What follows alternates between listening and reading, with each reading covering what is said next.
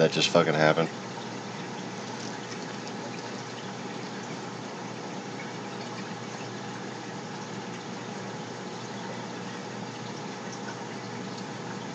Yeah, I think it did.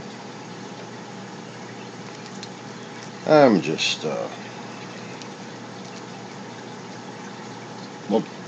I'll just be perfectly honest. I'm thinking about calling up the FBI and saying, why don't you just come arrest me for being a fucking patriot?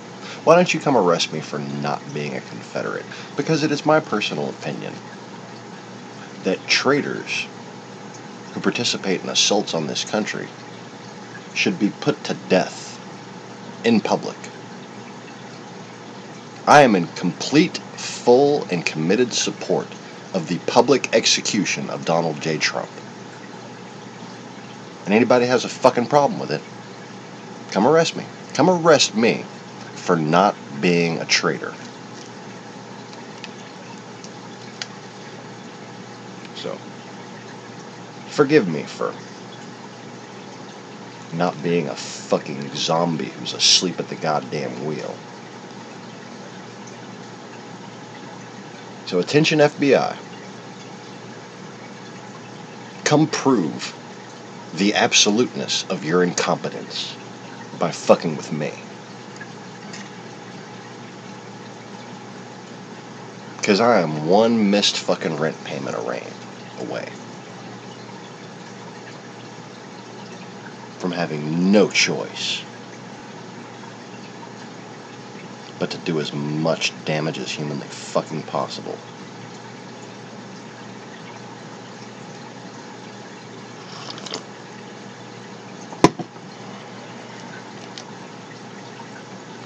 Let me see here. I want to put that Matto up there.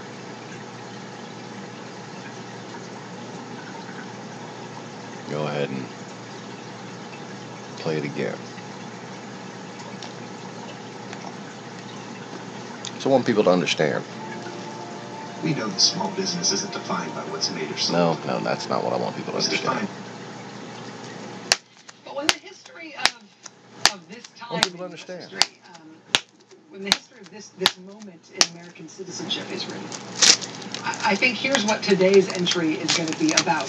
When I decide my life is worth giving up. Just over 2 years ago, an urgent counterintelligence investigation was begun that related to the presidential election that year. All of these CIA Director John Brennan has testified that foreign intelligence services had informed the CIA about contacts and communications indicating some kind of Russian involvement in the U.S. presidential election, and the possibility Keep that making it hard for me to pay my bills. The Trump campaign were being Do me a favor. informed about those efforts. Make the choice for me. Or they were otherwise in contact with the Russian operation. Now, the CIA, of course, doesn't operate on U.S. soil. Counterintelligence efforts involving other countries mounting operations here, that's part of the FBI's counterintelligence bailiwick. So the CIA and the FBI coordinated their efforts to start looking into whatever was going on in the summer of 2016.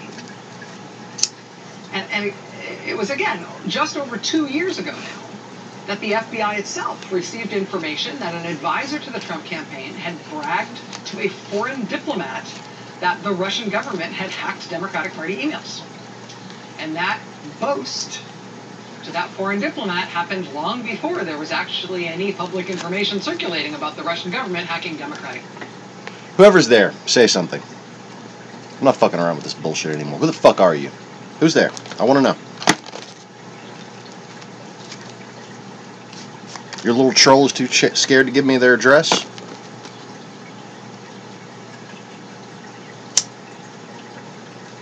Understand why I got so excited last time. You've never had steak.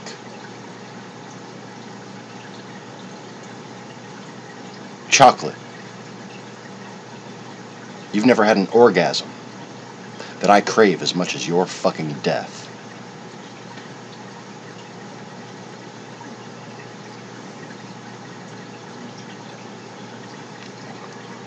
It's just fascinating how the microphone was muted.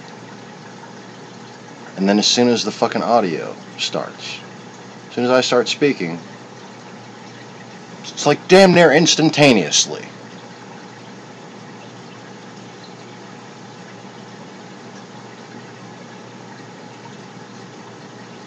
I have seen every fucking evidence that there is some sort of telemetric analysis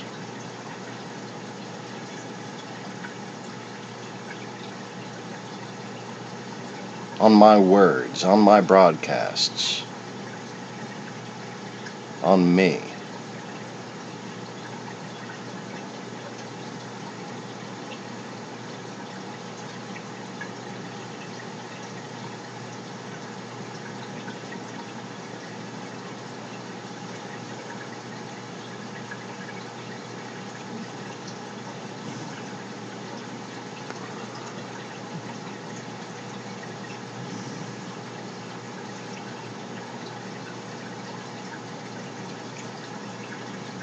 What a bunch of fucking cowards you are. Emails. So the FBI realized there was something to go with there. The CIA had been advised by Allied intelligence services that there was something else to go on that seemed related. So it's just over 2 years ago, this counterintelligence investigation... Literally people who can't handle the fucking truth. Are the Russians actually running an intelligence operation to try to influence the choice of the next American president? If so, is that candidate in on it?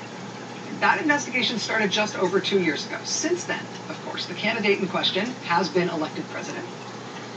And under him, since he has been president, the director of the FBI, leading the investigation, has been fired, turned into a political punching bag, and removed from office.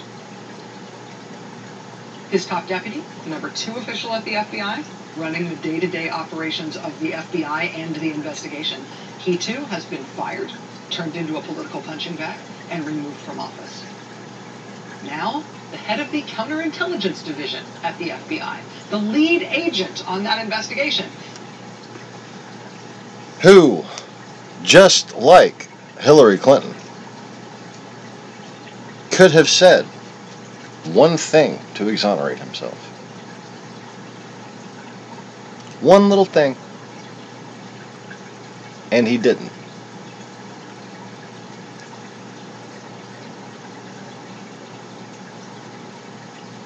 Because apparently, not pissing off the Russians, according to the mandate of the Warren Commission,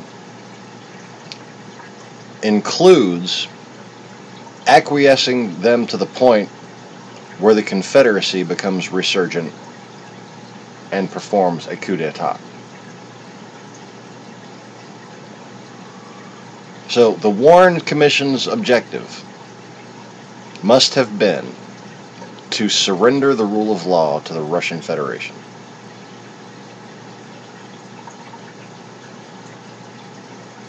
No, that's not what it was. That's not why we were...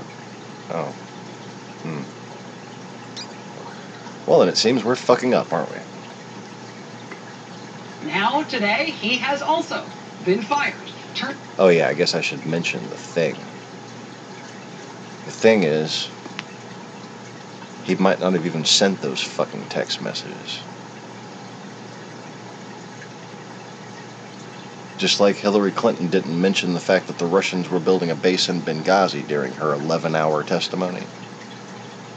He didn't mention one time the fact that the FBI has evidence that the Russians can, in fact, fake fucking text messages. You know how I know? Because I have evidence of it. If I have evidence of it, I would assume the fucking FBI does. Namely, because I sent them my fucking evidence. Turned into a political punching bag and removed from office. The president has also threatened all 3 of them with being prosecuted themselves. Director, deputy director, head of the counterintelligence division. All gone. All blown up career-wise, right? All being threatened with being prosecuted themselves. And the Russia investigation continues to unspool, right? We've had the National Security Advisor plead guilty and become a cooperating witness. We've had the president's deputy campaign chair plead guilty and become a cooperating witness. We've had that Trump foreign policy advisor who piqued the interest of the FBI with his inside info about the Russian hacking operations, right? We've had him plead guilty too and become a cooperating witness. We'll actually have a little more on him coming up tonight. There's been some movement in his case. We've got another Trump foreign policy advisor formally named as an agent of the Russian in multiple foreign intelligence surveillance wiretap applications. We've got the ongoing felony trial against the president's campaign chair. We've got pending felony criminal indictments against multiple alleged Russian agents and Russian military intelligence officers. We've got pitched legal battles now over the potential legal liability for other people associated with the president and for potentially testimony about them. People like Roger Stone and Michael Cohen, the president's longtime attorney. But one by one, even as all of that fruit has been born from this organization, from this investigation, one by one, the law enforcement and counterintelligence leadership actually in charge of the investigation that has led to all of this thus far, one by one, they have been peeling them off and destroying them in their careers. The director, James Comey, the deputy director, Andy McCabe, with Peter Strzok's firing today, that adds the head of the FBI's counterintelligence division to the list. And I think there's a couple different important consequences of that. And the first one is, frankly, about the president's personal legal liability in this scandal. Last June, after he was fired, FBI Director James Comey testified to Congress that President Trump had improperly pressured him about the FBI's open investigation into Trump National Security Advisor Mike Flynn. Now, at the time, Comey said he recognized the president's request to him concerning Flynn to be both improper and highly unusual. And so, according to his FBI training, he knew what to do next. He immediately wrote down what had happened in that conversation with the president. He wrote it up in memo form. He wrote it right after that conversation. He then shared the contents of the memo with senior FBI officials. So essentially, they could corroborate what he had said at the time about the interaction that he had just had. Who did you talk with about that? Lifting the cloud, stopping the investigation back at the FBI, and what was their response? Well, the FBI, during one of the two conversations, remembering exactly, I think the first, my chief of staff was actually sitting in front of me and heard my end of the conversation because the president's call was a surprise. And I discussed the lifting the cloud and the request with the senior leadership team, who typically, and I think in all these circumstances, was the deputy director, my chief of staff, the general counsel, the deputy director's chief counsel, and I think in a number of circumstances, the number 3 in the FBI, and a few of the conversations included the head of the National Security Branch. So that group of us that lead the FBI when it comes to national security. Who else could back me up on what happened there, right? And he gives this big list: the deputy director, the chief of staff, general counsel, deputy directors, chief counsel, head of the National Security Branch, the FBI's number 3 official, that would be the associate deputy director of the FBI. Right, if you don't speak the language of job titles in the FBI, it just seems like a lot of similar sounding adjectives, right? It seems like kind of a long and hard to remember list. But those are very specific people, and Comey knows who he told. And he was very clear about this. When questioned about it repeatedly, he was very clear. Here's who I told. Here's who my corroborating witnesses are. Who are those senior leaders at the FBI that you shared these conversations with? As I said in response to Senator Feinstein's question, deputy director, my chief of staff, general counsel, the deputy director's chief counsel, and then more often than not, the number 3 person at the FBI, who's the associate deputy director, and then quite often the head of the National Security Branch. So to us, again, it just seems like a list of a lot of job titles that don't sound all that distinct, but when you compare what he said about it, it's consistent. This is who he told. He knows exactly who it was. Right? In Comey's telling, the head of criminal and the head of with counterterrorism. the FBI investigation of National Security Advisor Mike Flynn. The president denies he did any such thing. But Comey has backup. Right? Comey, with his FBI training, committed the president's exact words, he says, to writing right after that conversation happened. And then he told all these people, crucially, at the time, so they can corroborate what Comey said at the time about what happened, right? And these are not just job titles.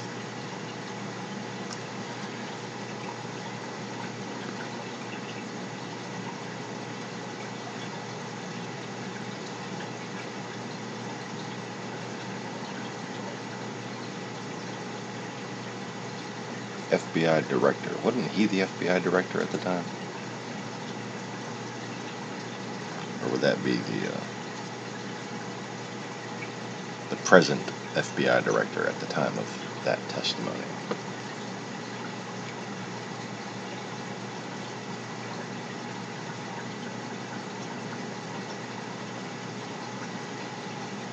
Deputy director,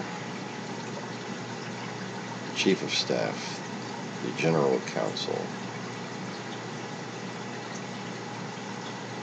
department director, chief counsel, director of national security, and the associate deputy director.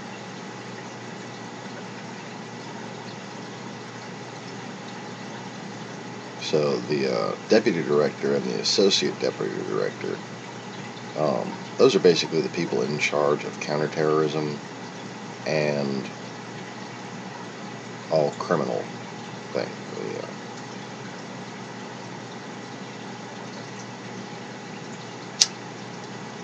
I'm not sure which one is in which role, but it used to be the deputy director would be sort of counterterrorism and criminal, and the associate deputy director would be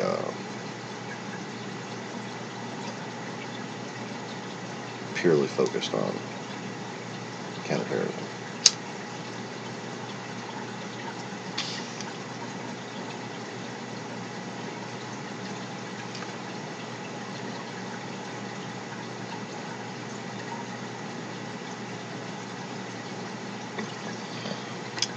Good evening, Mr. Conway.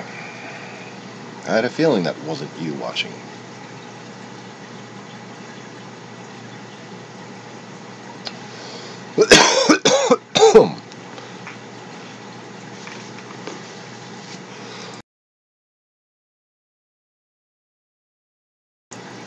I had accidentally left the broadcast on mute. I'm not sure for exactly how long. Whether I just forgot to unmute it from the get-go.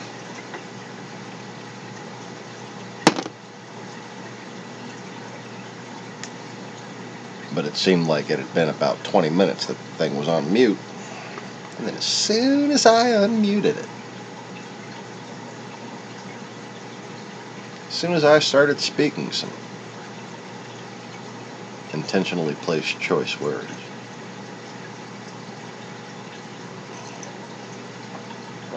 you know, talking about how traitors deserve to die, and I would just love to do it myself with my bare hands.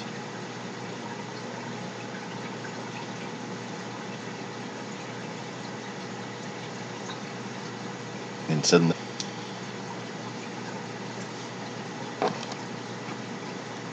now if anybody expects me to do some kind of Alex Jones defense where I say I was just acting, you don't seem to understand my level of crazy.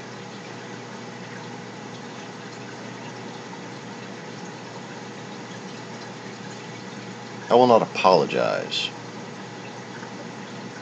for being better than you fucking people. I will not apologize for being more competent than the entire FBI.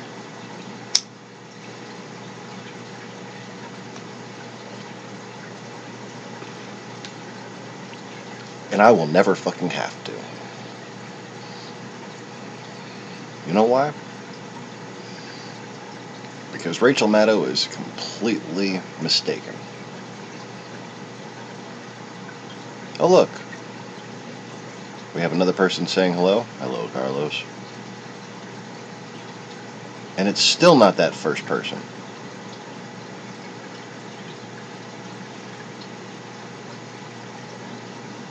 Oh, isn't that funny? It just happened to skip some of that speech on your end. You don't say. Oh. Damn it. I just took off my fair use thing. Why did I take that off? All I needed to do was uncheck it. I just took it off.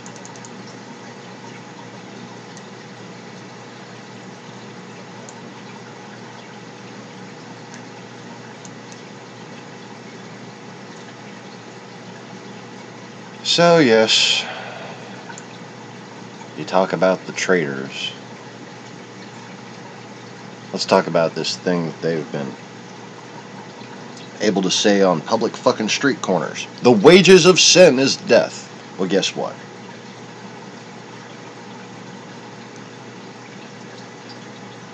Betraying your country because you hate minorities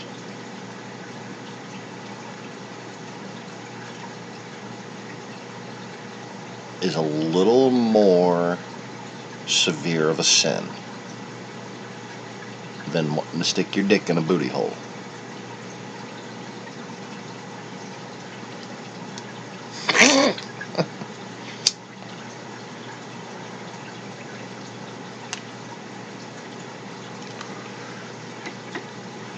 Especially considering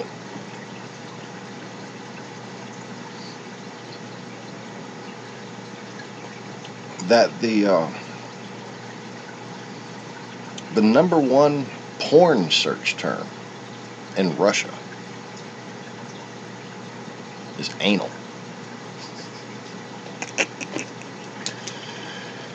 We have a graphic for that? Yes, we have a graphic for that. Don't worry, it's not a graphic. It's just a graphic. More of an infographic.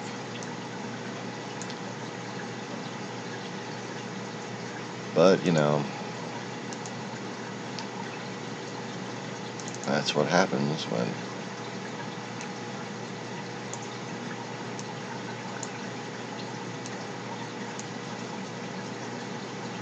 Sodom and Gomorrah become an empire.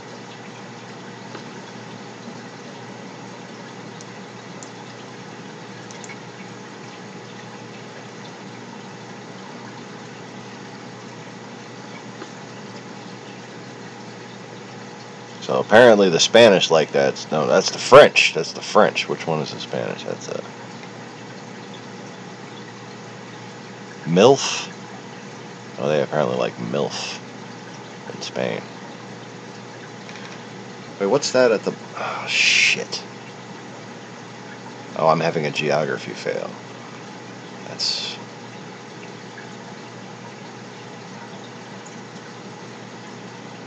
I'm using like process of deduction, and I don't know the South American country in blue down there. Oh God, is that? No, I'm not even gonna guess because I know I'm gonna be wrong. Is that Argentina? No. Fuck. Is that Argentina? Brazil, Venezuela, Colombia, Chile. Yes, Argentina. Oh, I got it right. Oh my God, I'm shocked. I didn't deserve to get that right. I'm sure you're proud of me. I'm just an ignorant fucking American, right? An American actually knew where Argentina was.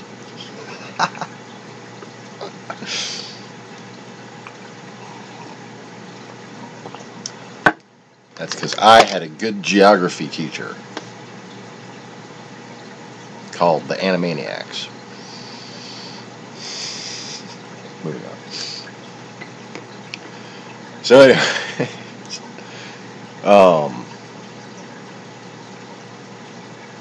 I just cheer right up when my friends come join me. It looks like the original viewer has left, or possibly that fourth person that was just joining us. I'm sure you're a bunch of special little boys. But I don't think you understand my type of crazy.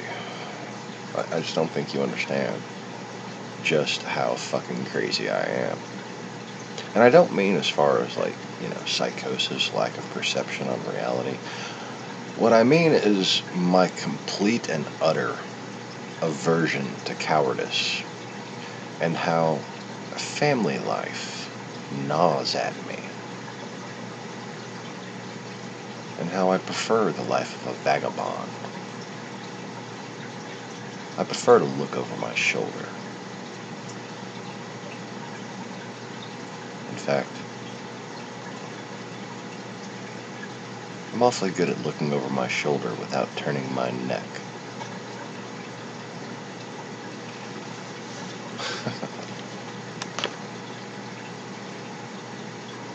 And I would just relish the opportunity. See, I know. There's just, I could just say whatever the fuck I want on here. They're not going to delete my channel. No. They're not going to call the FBI. No. They can't do it. They just can't do it.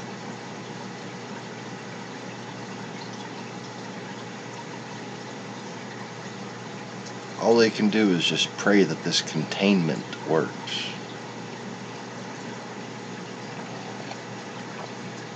As they completely misunderstand not only how my power works, because it is not of this world,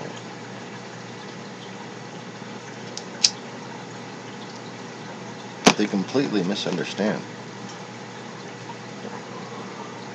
the strategic situation that they find themselves in.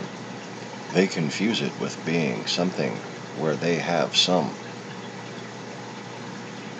alternative that would lead to victory. Just got cut off again. Well, it's been orange that entire time.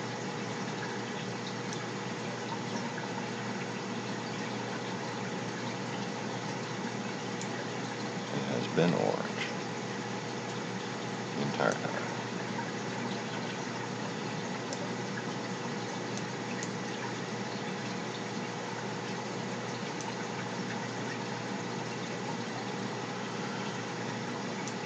Orange? Did I say orange? I mean green.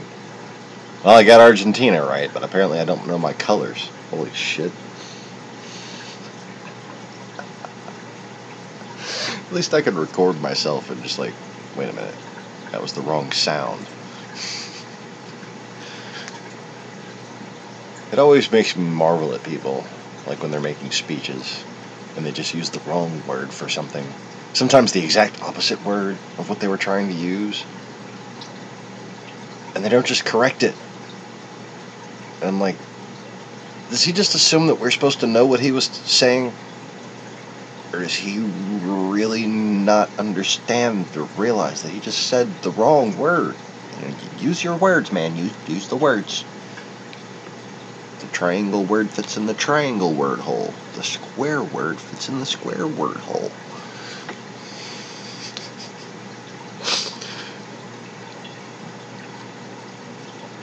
Anyway,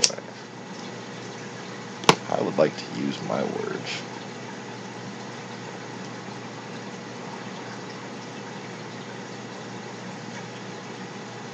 Yep, I sure would.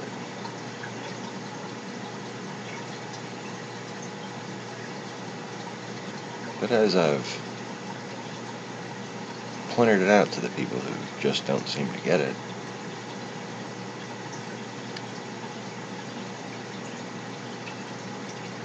what I want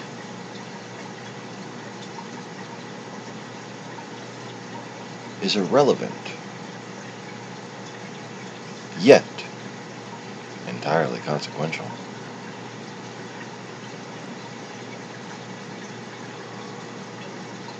You see, there's just this simple exercise of basic faith that seems to elude people who consider God to be something that you cannot prove the existence of. But I have had this experience over and over again in my life, and I have met many people who have had their faith cemented in stone by a very similar process. You see, it all comes down to one of the foundational building blocks of the universe. If you love something, set it free. If it comes back to you, it's yours. But if it doesn't, it was never meant to be.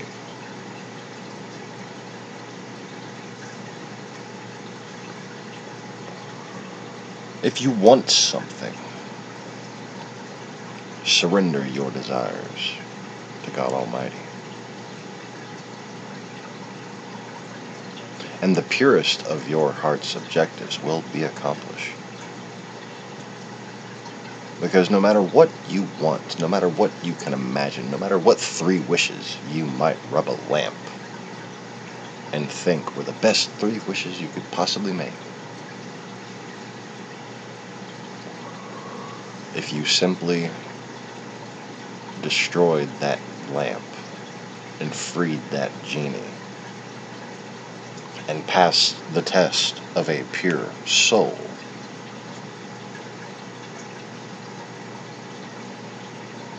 God Almighty would find a better fate for you than you could have imagined. Nothing you could have conceived of, nothing you could have possibly wished for could come close to the richness of experience of true, real, honest life.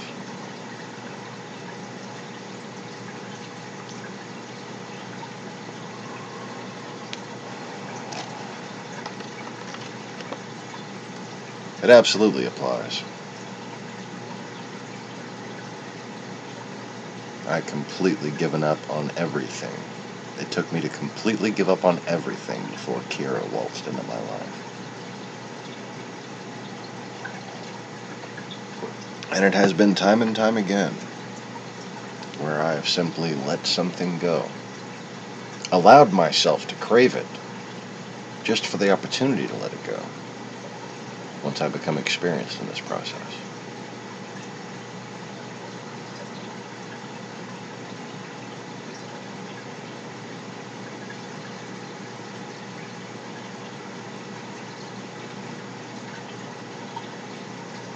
You know, one time I almost, never mind, I shouldn't say that.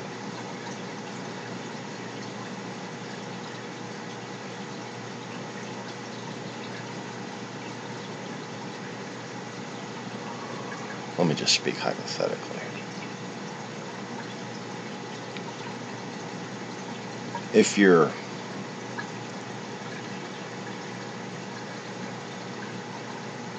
in a total rage and you happen to have fingernails like mine, which are slightly long but very sharp,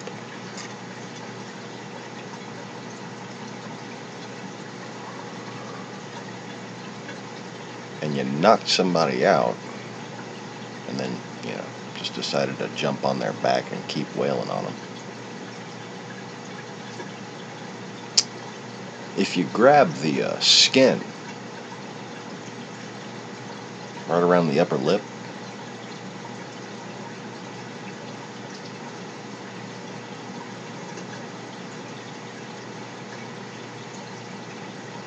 you have yourself the makings of a John Travolta movie.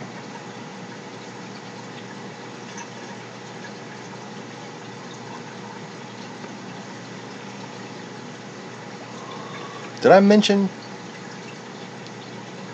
you might misunderstand my exact level of crazy? Did I mention that I was a fucking skinhead when I was 10 years old?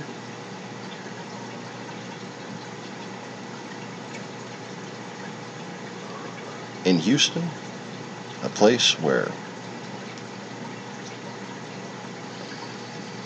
let's just say, the weak don't survive.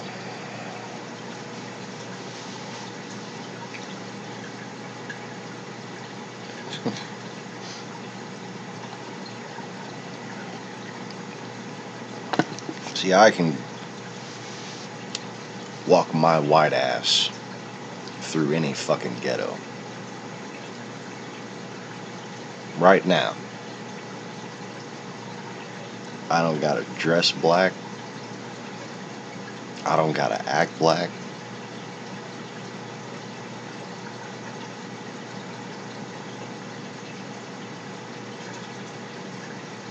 All I gotta do is represent.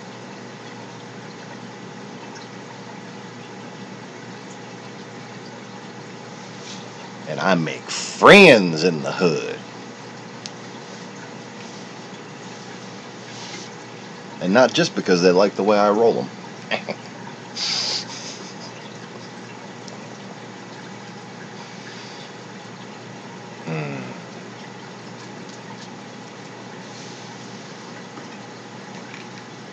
I've had a quiet few years, these past few years. It's been nice.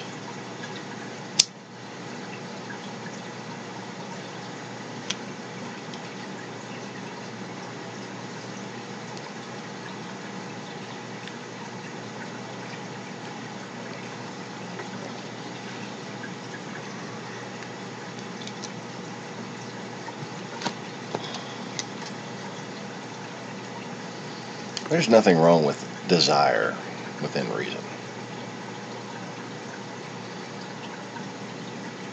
You have to explore the limits of self. You have to discover who you are and who you are not. And what most people don't realize is that everything that occurs to you is not innate to you.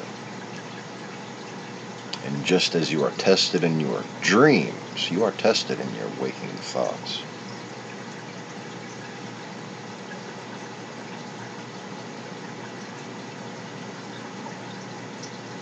But now, while it's a simple task to not get out of my car and beat the shit out of the person who just cut me off because we're stopped at a red light and there's time. You know, that's obviously not a productive thought.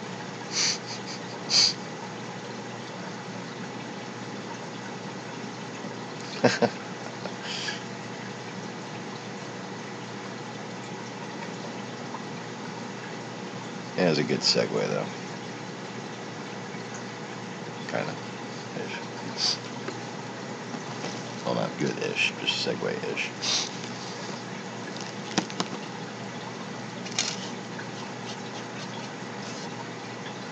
But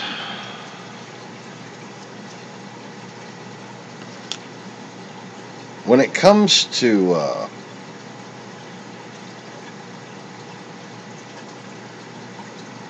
the ironic richness, the sheer quality of life experience, you know, it's hard for me to look at things negative or positive. They're just journeys.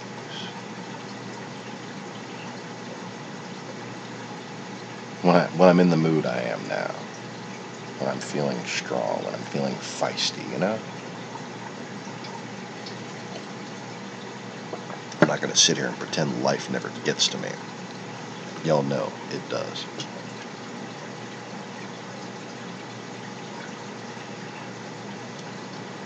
But at the moment, I'm not in a violent mood. I know when I'm in a violent mood. I'm just waiting for someone to look at me sideways so I can, you know, just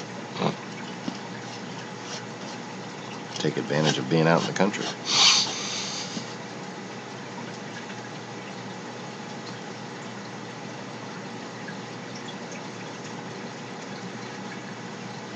Oh, look, somebody's daddy didn't teach him manners.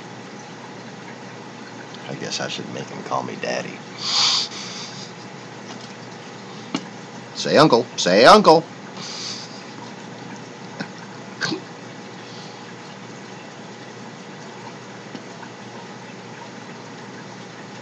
But right now,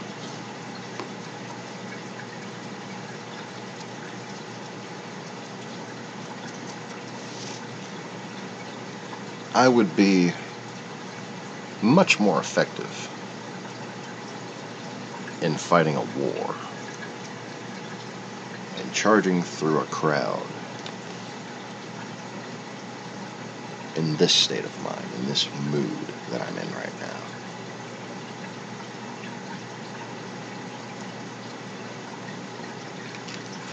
Than in any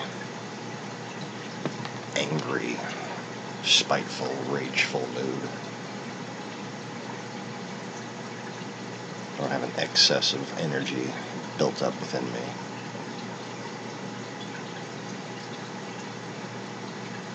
I can just feel it flowing through me.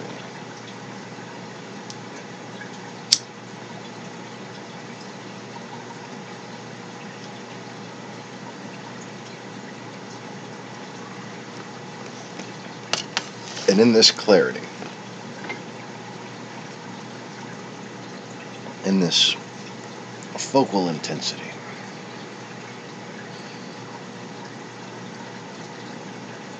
the ironic richness,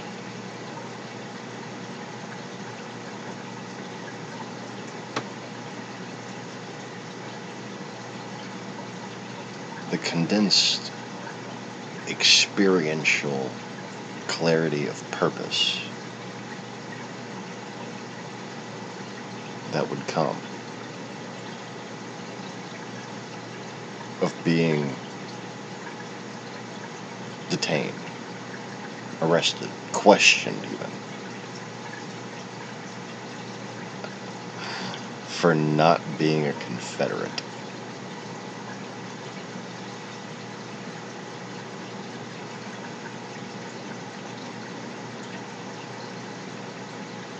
For being a different type of citizen activist, one who simply wanted to defend their country and stop the pawns from being made into pawns.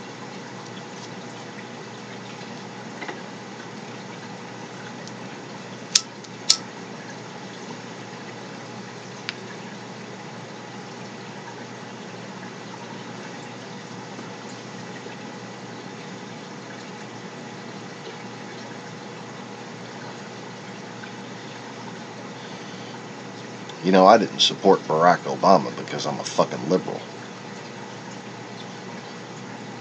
I supported Barack Obama because despite all the bullshit, he's not a liberal either.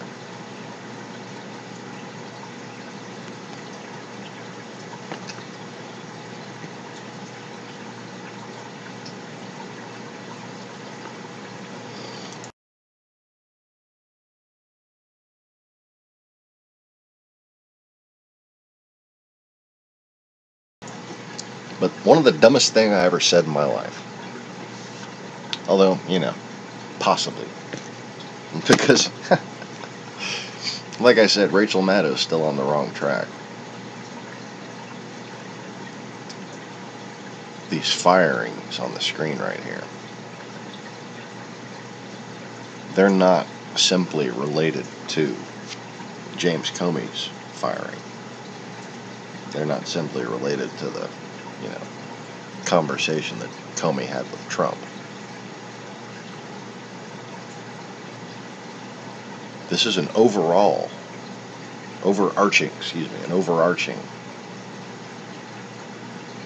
operation to expose the racketeering conspiracy of Confederates that have operated with impunity for far too long.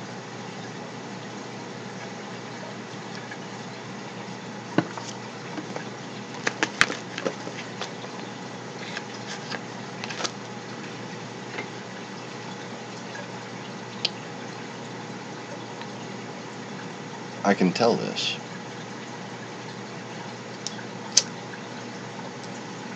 because if they had complete control,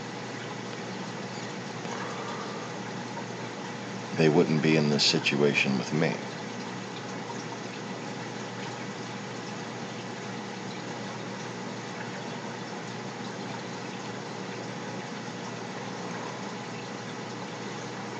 If they had complete control, if the FBI didn't still have a shadow investigation, that was, as soon as they fired these people, cataloging the intimidation, cataloging the exact coherency and situational relevance of each action, cataloging what exactly these people were investigating at the time, that kind of thing.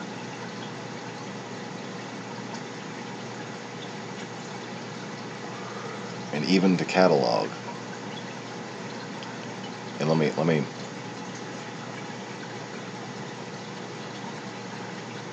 me just present a little bit of evidence here, circumstantial evidence, that in fact these, little trolls that are no longer watching apparently, should be very, very wary of my former friendship with Barry.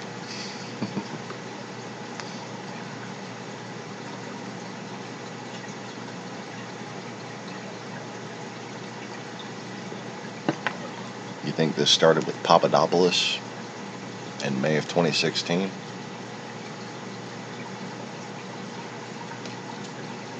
When you know that I had emailed the FBI a year before?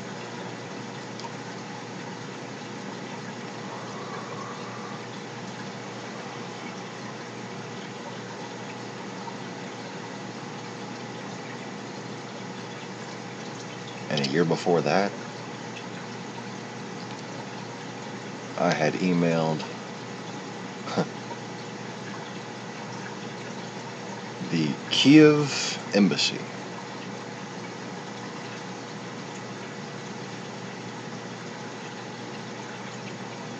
told them a vague, riddled, coded version of my plan. I did not hide who I was, what I was, why I was doing it. I did imply that they should decide for themselves whether or not to take my maybe, maybe not caricature seriously, as I have often done.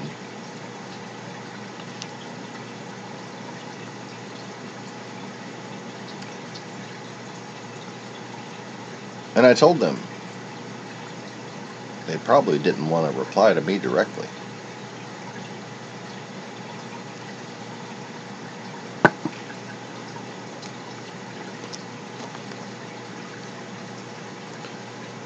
And I said, make it clear to me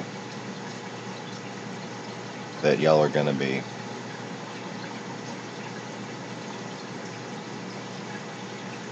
I forgot, I used a metaphor for it. On board, at my back, basically watching over my shoulder.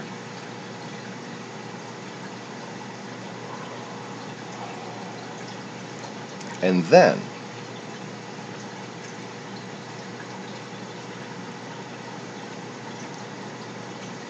this little agency that's very likely to have at least had some CIA participation in its formation, this little group called the Maidan, the official Maidan News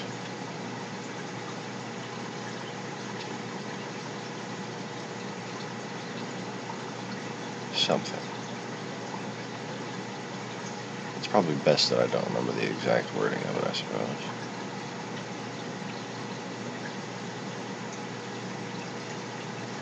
But these were people on the ground in Kiev that I had not previously contacted. And suddenly they were inviting me to be a member of their organization.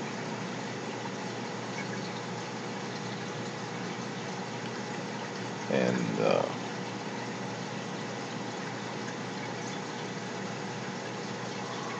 at least from the English posts I saw, Facebook group.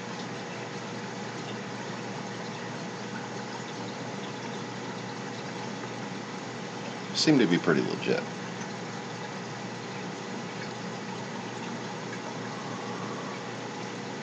And I have other experiential references to their legitimacy, but again, that would cement their identity. But suffice to say, I considered this, because of their relatively considerable stature with the occurrences of the time, to be my signal to go ahead.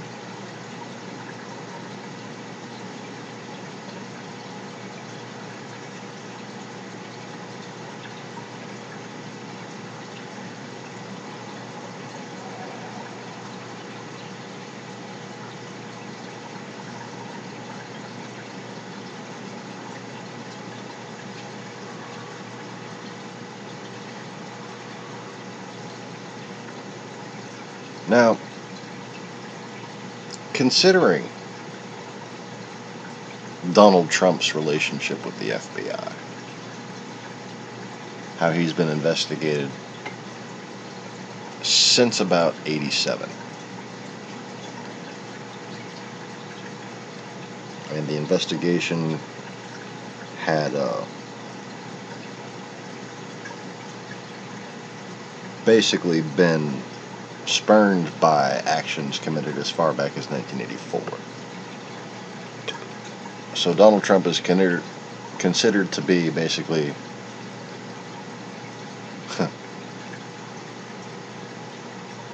the omen of Orwellianism. He's been cooperating with the mafia, that we know of at least,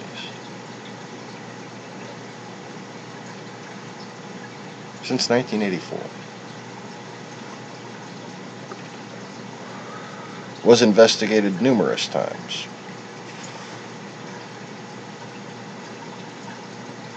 Over the following 30 years.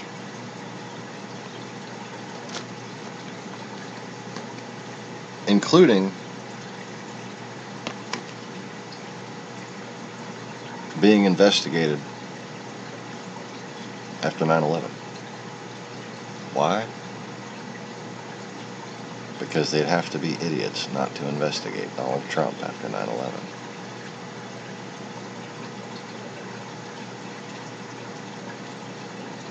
Consider the scope of this. He had been in their crosshairs already.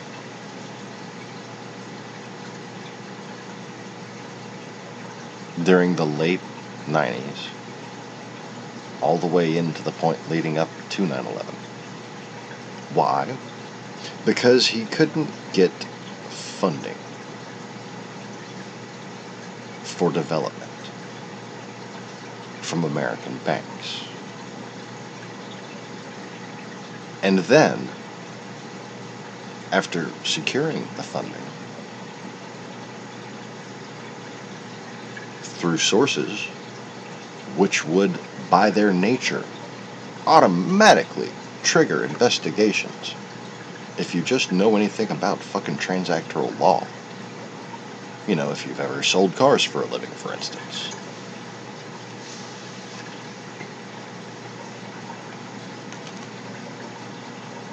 Significant monetary transfers from foreign accounts of any type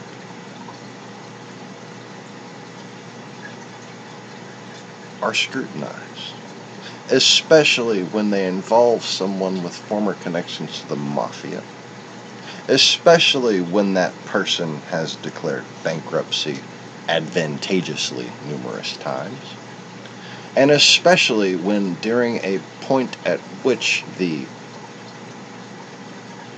skyscraper housing business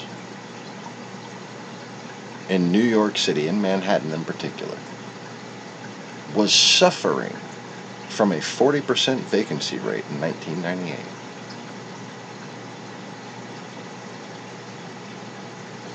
%, but who's counting? He gets all this foreign money and goes and builds 2 fucking towers in New York City. And one of them, if you really aren't convinced that the FBI has been investigating Donald Trump this whole time, one of these towers is right across from the United Fuck Nations building. You don't think at that point, even if there was nothing else about this guy, if he was just, Tex Westington from fucking Minnesota or something, could have just been anybody.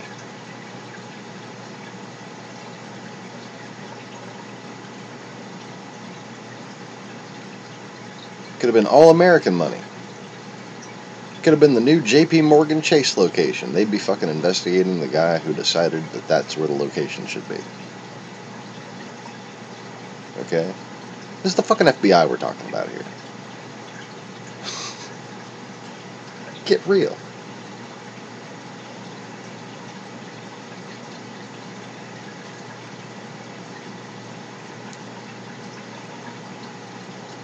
And then after years of cultivation,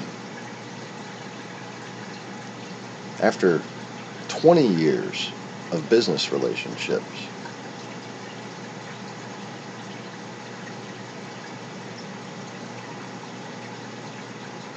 this guy who just built this tower with foreign money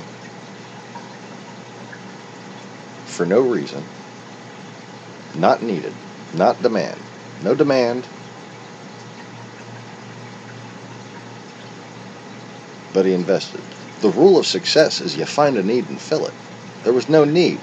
What the fuck was he filling?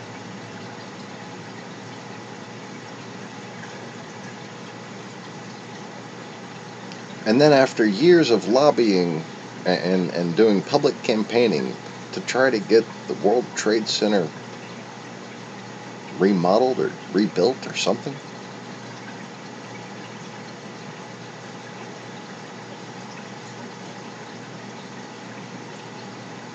this person that he cultivated a relationship with and had done business with for 20 years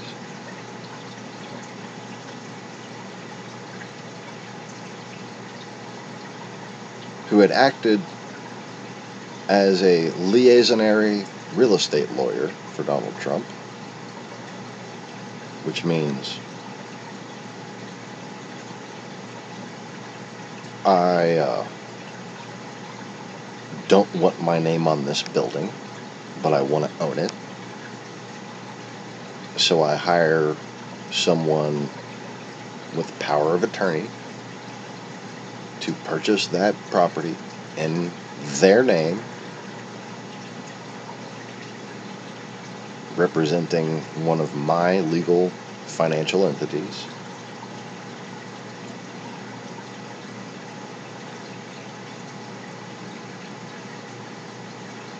So you can own a building without anybody being able to send you junk mail or hate mail or, whatever the reason why you don't want people to know that you own the building is. This is done with fucking private homes. It's done with, whatever.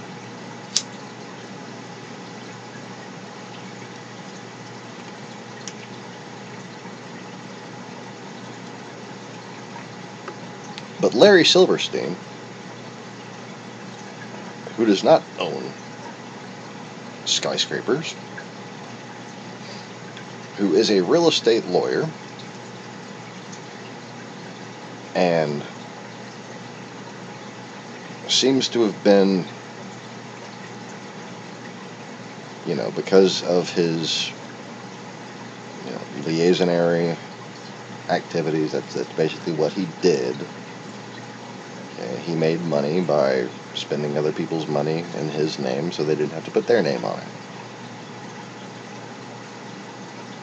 And his best good friend, according to Donald Trump,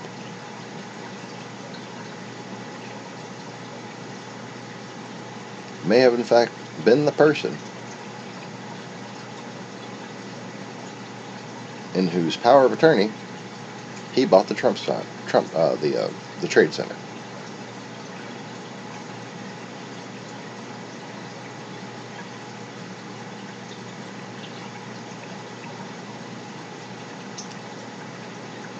And Trump, after 9/11, changed his story in public statements.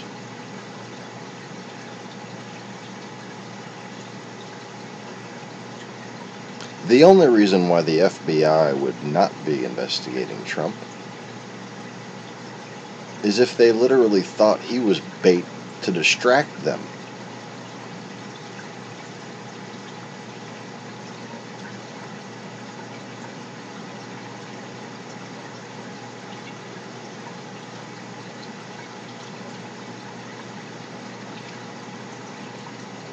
So he's got a business relationship and considers Larry Silverstein the guy who purchases the long-term lease, which is basically like ownership, okay? I don't know if it was a 99-year lease, but they have such things where it's considered to be like a state-owned or I don't even know if they do it with federally owned. But like, say in Louisiana, my mom was a real estate agent, so like I know a little bit of shit. You can basically purchase, quote unquote, public land, but you can't technically purchase public land. So what they do is a 99-year lease on the public land. So it's like, for all intents and purposes, you own it. You get to use it for 100 years, and then you can always renew it, theoretically, after that. I don't know if that's actually been done, if anybody's owned or had land for that long, in this country. Be a fascinating little thing to look up, wouldn't it? But basically, the World Trade Center was owned by the New York Port Authority. And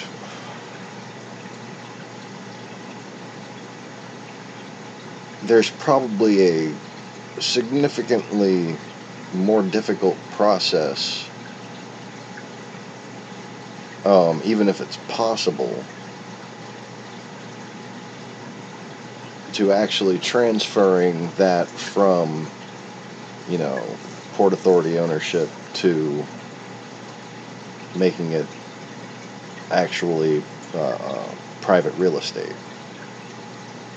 So, seemingly, I guess for expediency, but also might be for jurisdictional reasons, considering the World Trade Court, but I'm not sure. That's purely speculative, just rational speculation, I suppose. But anyways, so the fact is, Larry Silverstein acquired such a lease, not like a pay-by-the-month lease, like a all the cash, all at once kind of lease. So I'm assuming it was a 99-year lease.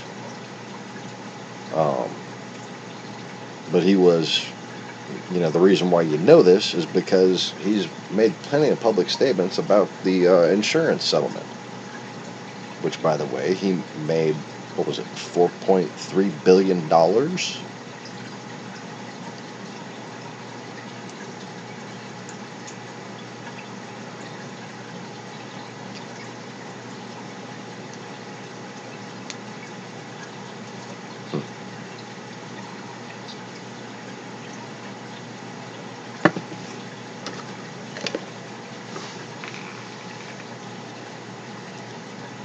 And then, okay,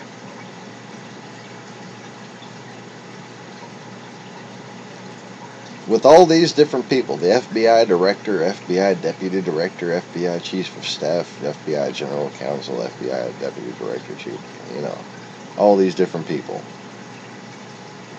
can.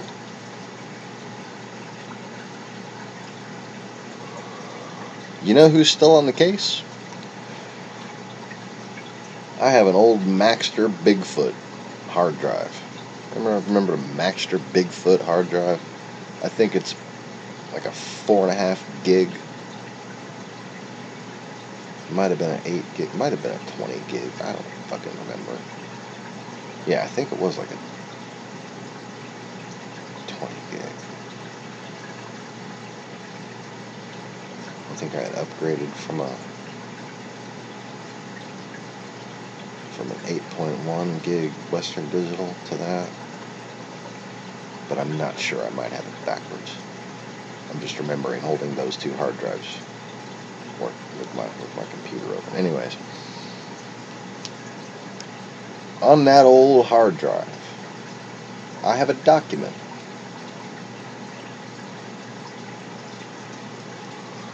PDF file, 1,500 pages long.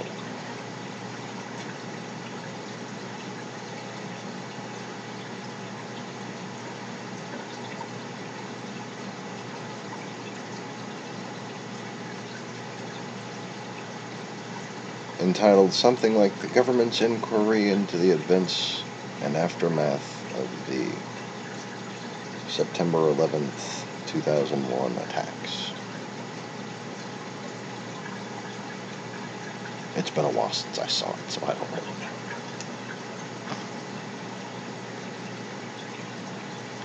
But the editor-in-chief, if you will, of this document, the person responsible for the creation of this document,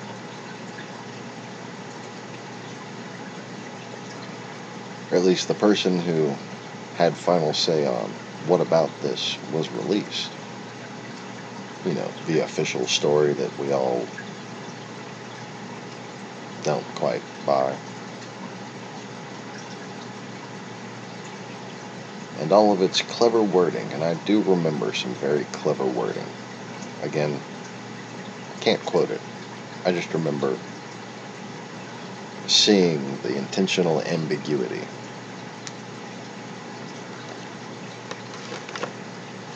In certain statements.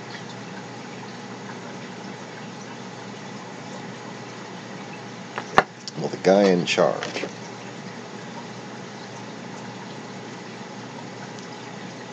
of that investigation, whether or not what we got told, again, Warren Commission mandate, no official documents or investigations will have any publicly released information that implicates Russia. Anything that leads back to Russia has to be omitted. So what did they omit? They omitted the obvious demolition of Building 7. And anybody who mocks people for thinking that that's an obvious demolition is simply not trustworthy.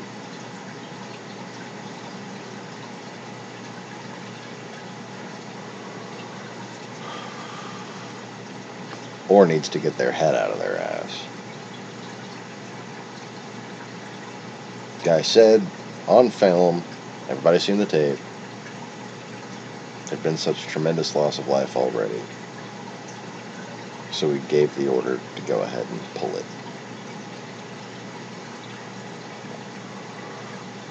As in the building. Wasn't referring to people. That's why he said the word it.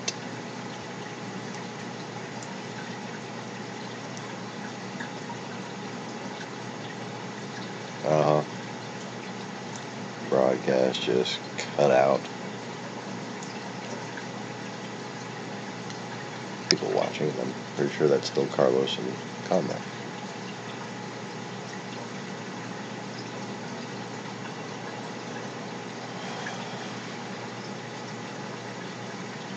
Anyways.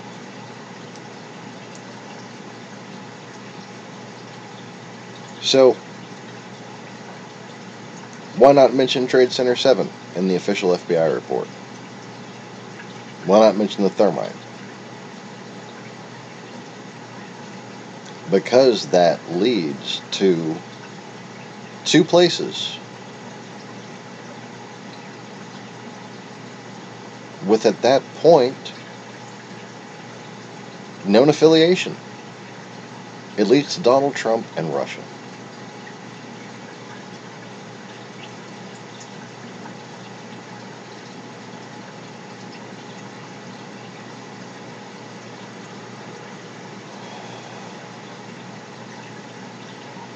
It is no geopolitical coincidence that our great adversary over the past 100 years had a point of political instability and then essentially rallied its people around anti-Americanism. You think the FBI, the CIA were unaware of that?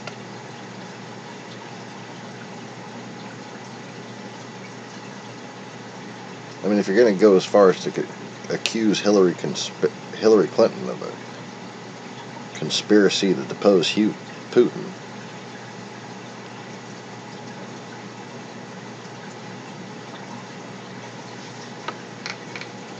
you should probably acknowledge that they would be at least aware on a basic level of the political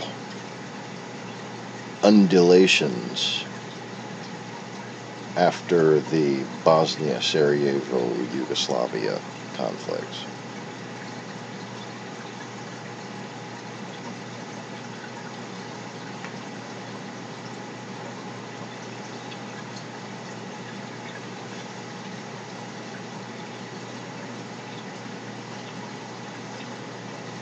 And then the ruthlessness that Putin showed in Chechnya, in Georgia.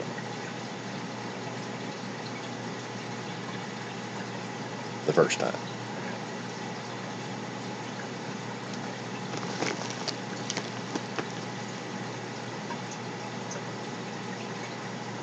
After all that,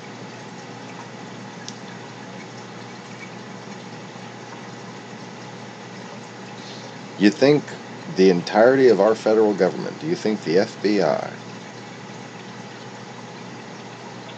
which had a well-established counterterrorism division after the Cole bombing in 1998, that understood that it had to coordinate with the military since the Cole bombing, understood that whatever this resurgent thing was, it was happening at the same time of a new consolidation of power within the confines of our great nemesis.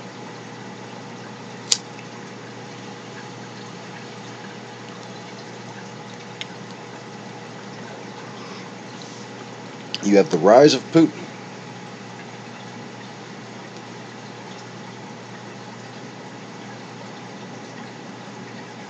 Around the same time as the fucking Cole bombing.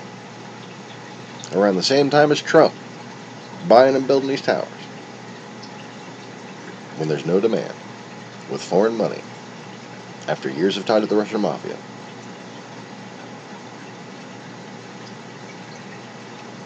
Robert Mueller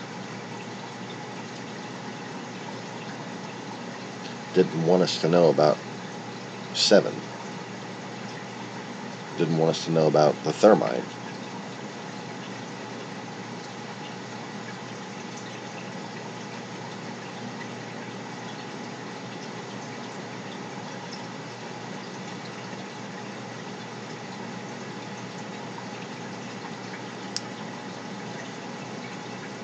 For the same reason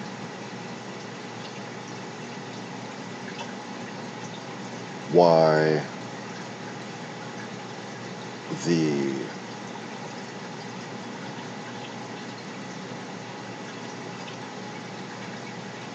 Ottoman-Armenian alliance allowed the Light Brigade so far in the valley.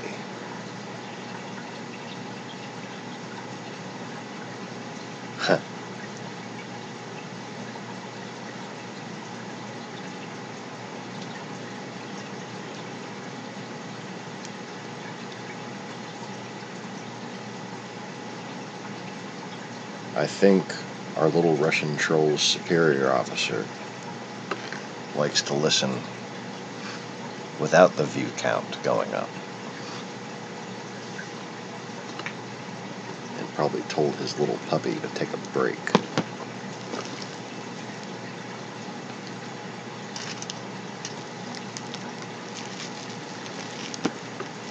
Quite the situation you find yourselves in when you realize that Robert Mueller simply could not have done anything any other way than that which he did.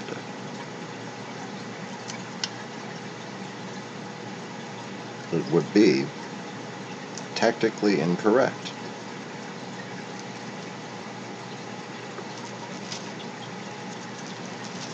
But because our soldiers and officers and strategists and general counsels and chiefs of staff and deputy directors and associate deputy directors, executive directors of national security, all those people understand history and strategy and understand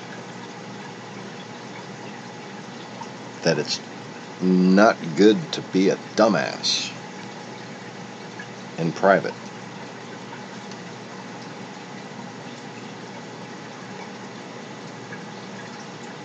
And if you want to get away with how smart you are, it's good to be a dumbass in public.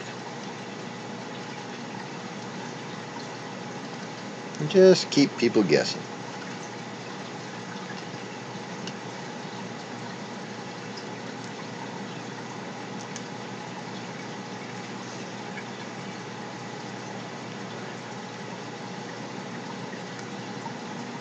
So now,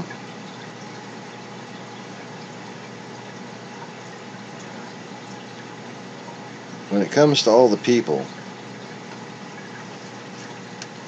that it takes to recognize these types of things, these types of conspiracies, you know, it's not going to be your field agent that puts two and two together. The field agent gathers the evidence.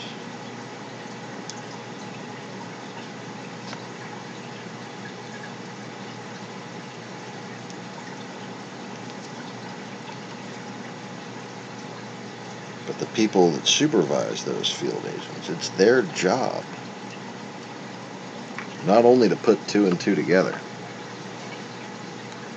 but to then inform those field agents of the context and results of the evidence they collected. It's called need to know. They need to know. And other people that need to know are classified. And this is very important to understand, because I'm within a high degree of certainty that this is actually a legal thing. A classified grand jury. This is something that's done usually for espionage cases. Oh, look. I'm getting drop frames detected. Don't have any internet devices. It's 4 a.m. The fucking internet should be flying right now.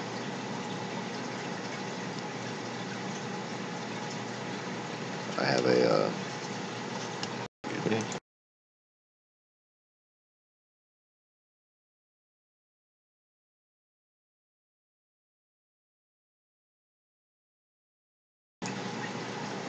What was the last thing you heard, Conway?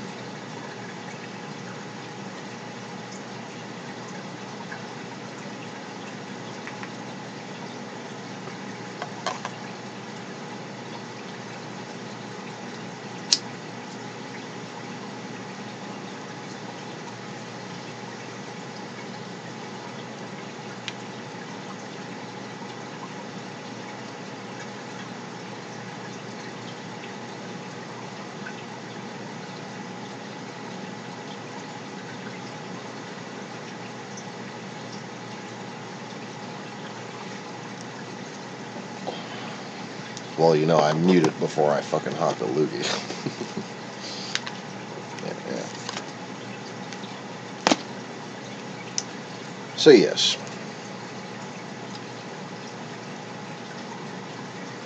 You had, I mean, think about the situation.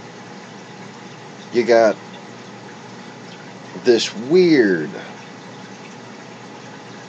almost classical drama played out in Moscow. I'm talking about the from the collapse of the wall to the parade of '91. You know, they say it's the invasion of, you know,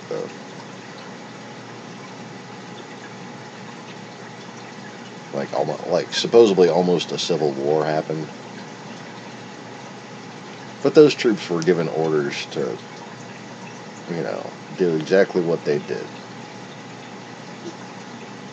They never had any intention of actually going in there and firing on the fucking civilians in Moscow. Don't be ridiculous.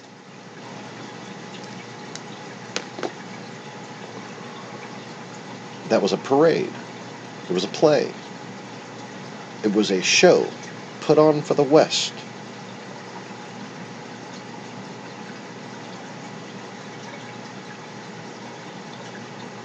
Because of our history of condescension of so-called unstable governments, they knew that all they had to do was put on this play and we would be convinced, oh, they're broken.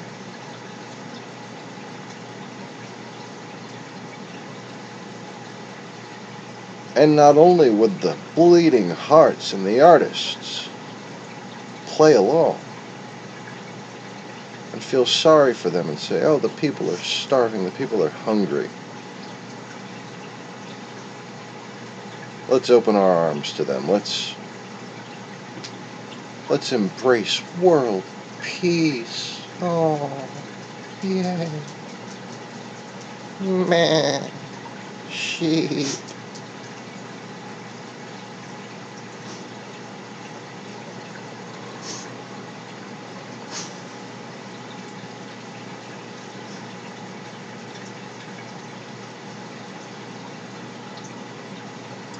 And then,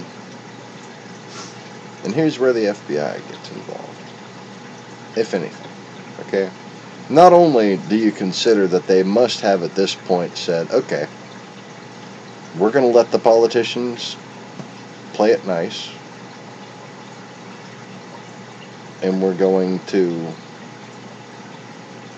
you know, basically act on precedent in keeping things that involve Russia a secret, like they've been doing since Kennedy.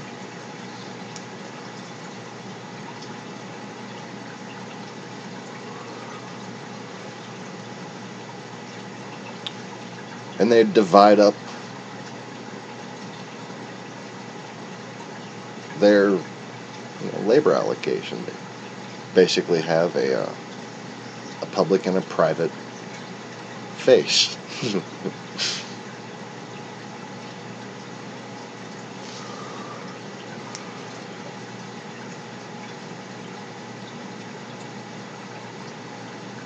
And then here's where the FBI actually got involved, because they would have to, because they would, you know, at this point, it wouldn't be a matter of speculation and skepticism and wariness. It would be a matter of things happening that they're responsible for investigation and for keeping track of. When Bill Browder and all the different, oh God, all the different just greedy fucking Americans saw the collapse of the Soviet Union as a business investment opportunity. Because they were invited in to do so.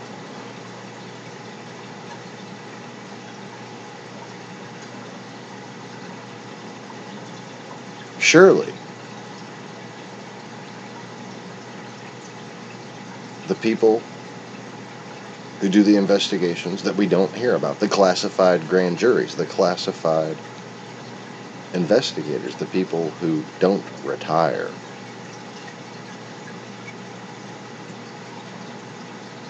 Said, hey, wait a minute. This is a little too convenient.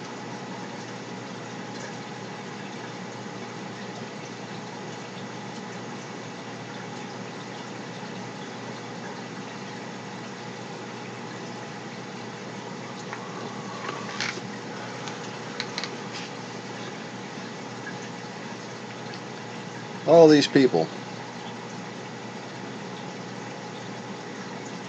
suddenly investing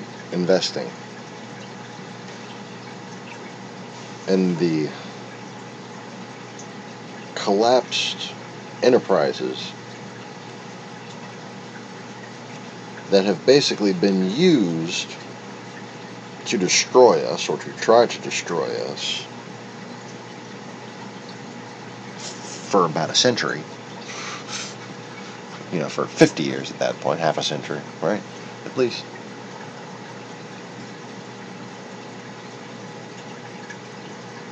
Suddenly all these greedy fucks in our country, many of them probably with shady past already, I'm sure, you know, consider.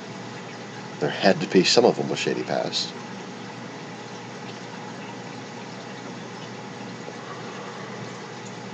The FBI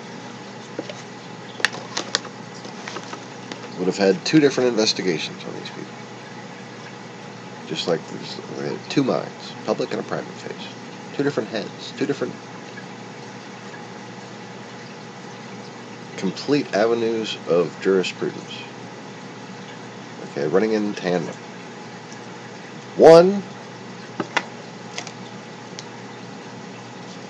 purely focused on the publicly demonstrable financial crimes, the overtly disclosable espionage cases, that kind of thing.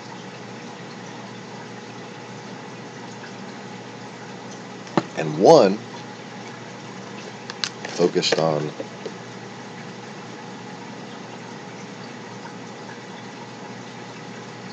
strategic circumspection.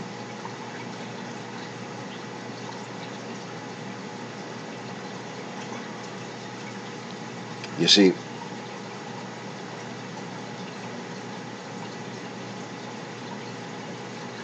you can do things for national security reasons. And you can tell Congress in a public hearing, I can't answer that question for national security reasons. You're not seeing a lot of that today, are you?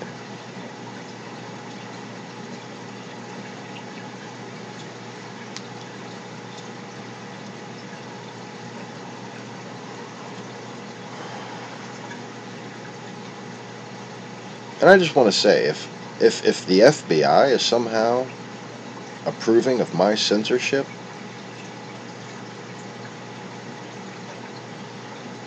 because I'm telling too much, you can let me know by sending me $42,000.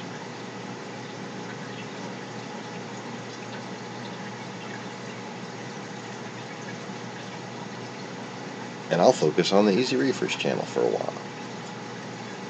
And just stick the Bible studies on here.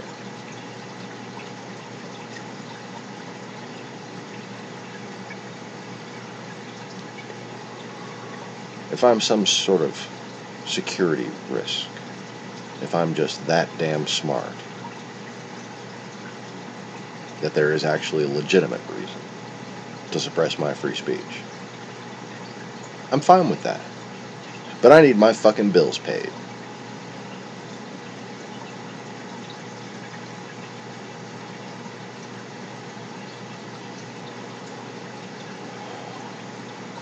And frankly, considering how much a bunch of these fools get paid per year, 42 grand for my fucking past 4 years of work isn't much to ask.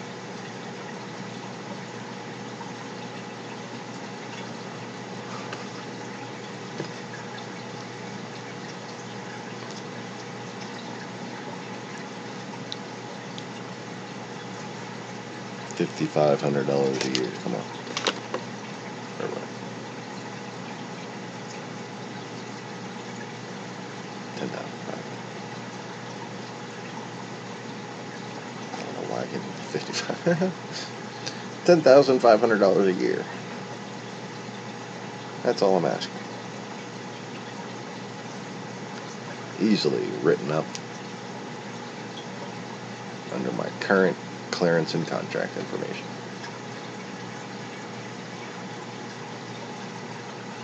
I'm assuming my fucking clearance hadn't been revoked, but the existence of my clearance shouldn't be that fucking easy to get to. But then again, for all I know, my existence has been purged. They did it to my stepdad. Wouldn't fucking surprise me if they did it to me.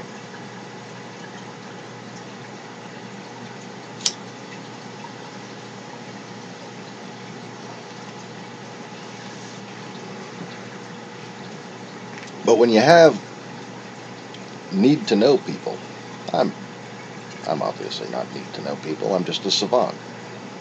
I'm not even sure if genius is the right word for me. Because I can be a real moron sometimes. But then again, they say so was Einstein. But then again, was Einstein a genius or a savant?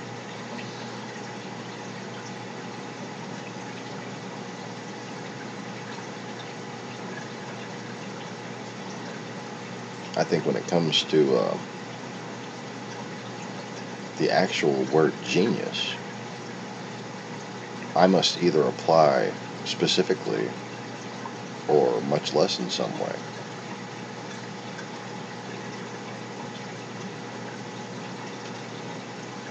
Because someone who's really good at physics but, you know, can't perform or do art or build a house,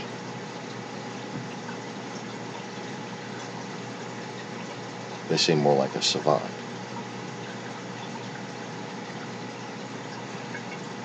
But if you had someone like Leonardo da Vinci, who could also write music like Beethoven, so on, I'd consider them to be more of a genius. I'd even let them get away with not being that good at basic arithmetic, like Albert Einstein.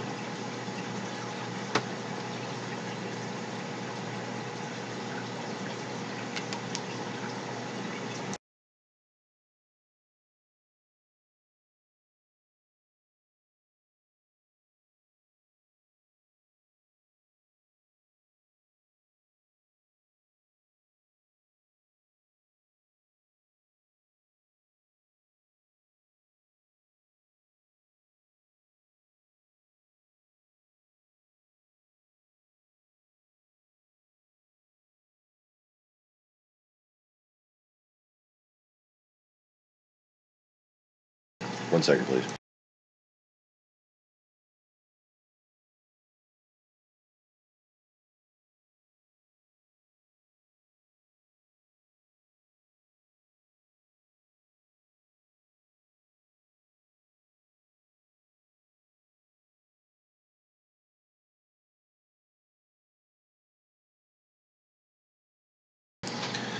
Alright. I have a sick chillin'.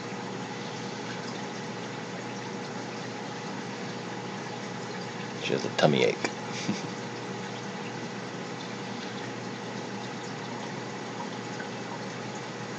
I don't know what the hell they ate for dinner, because I didn't have dinner. I was told that they had dinner.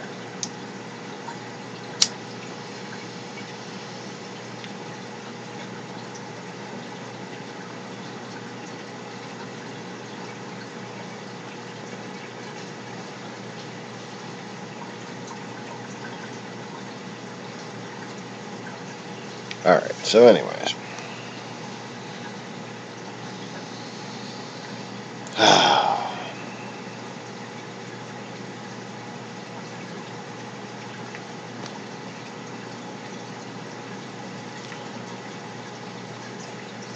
Oh, my coffee's almost in.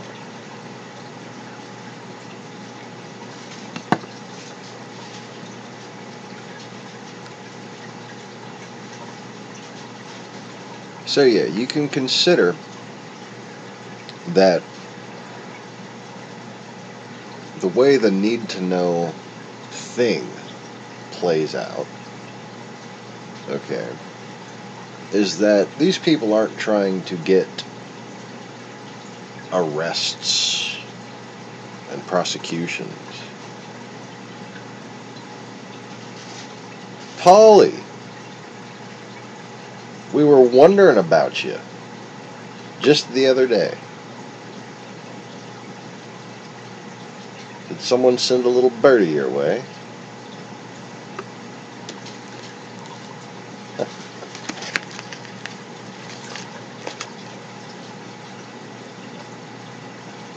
There's a man who at the very least understands the mood I was in earlier. I might still be in that mood. But I really gotta take a piss, so I can't tell.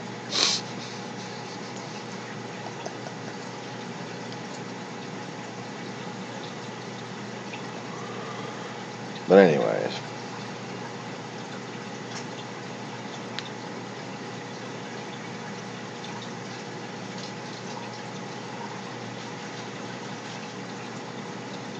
So what you wind up with on this need-to-know basis, on these national security reasons type investigations,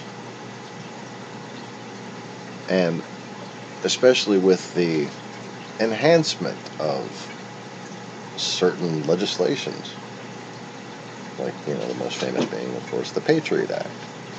The less famous being the Domestic Securities Act and the RICO Act. I'm sure there's fucking things that I don't know.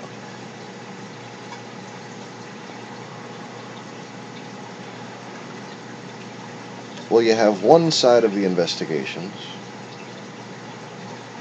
you know, groups of people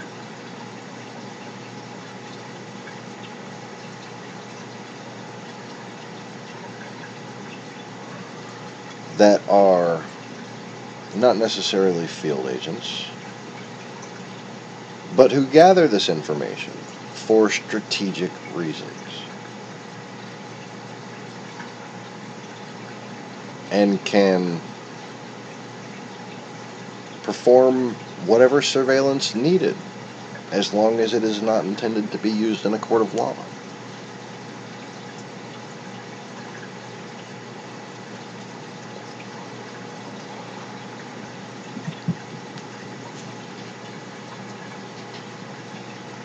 Well, every country has these type of people.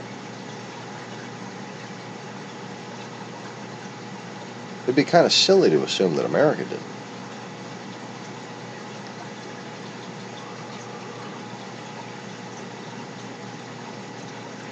And these people, even after the official investigation into Donald Trump was dropped, even after the official investigations into the different spies and money laundering and tax evasions and different shady things that were going on between certain American investors and Russians, as all those individual investigations were closed, there's an entire different team of people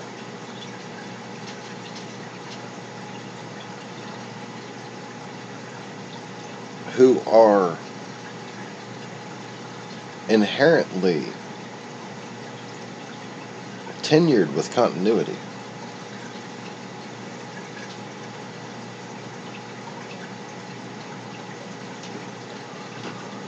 And those people understand the broad strategic, it's what they do.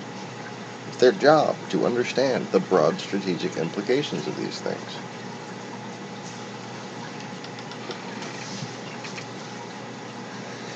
But the people they report to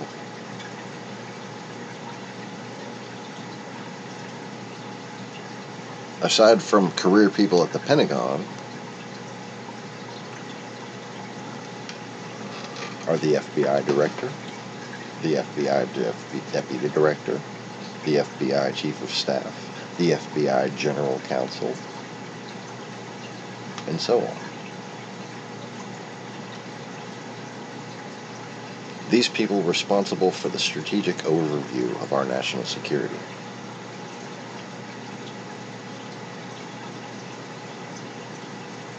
And that's who's been targeted here.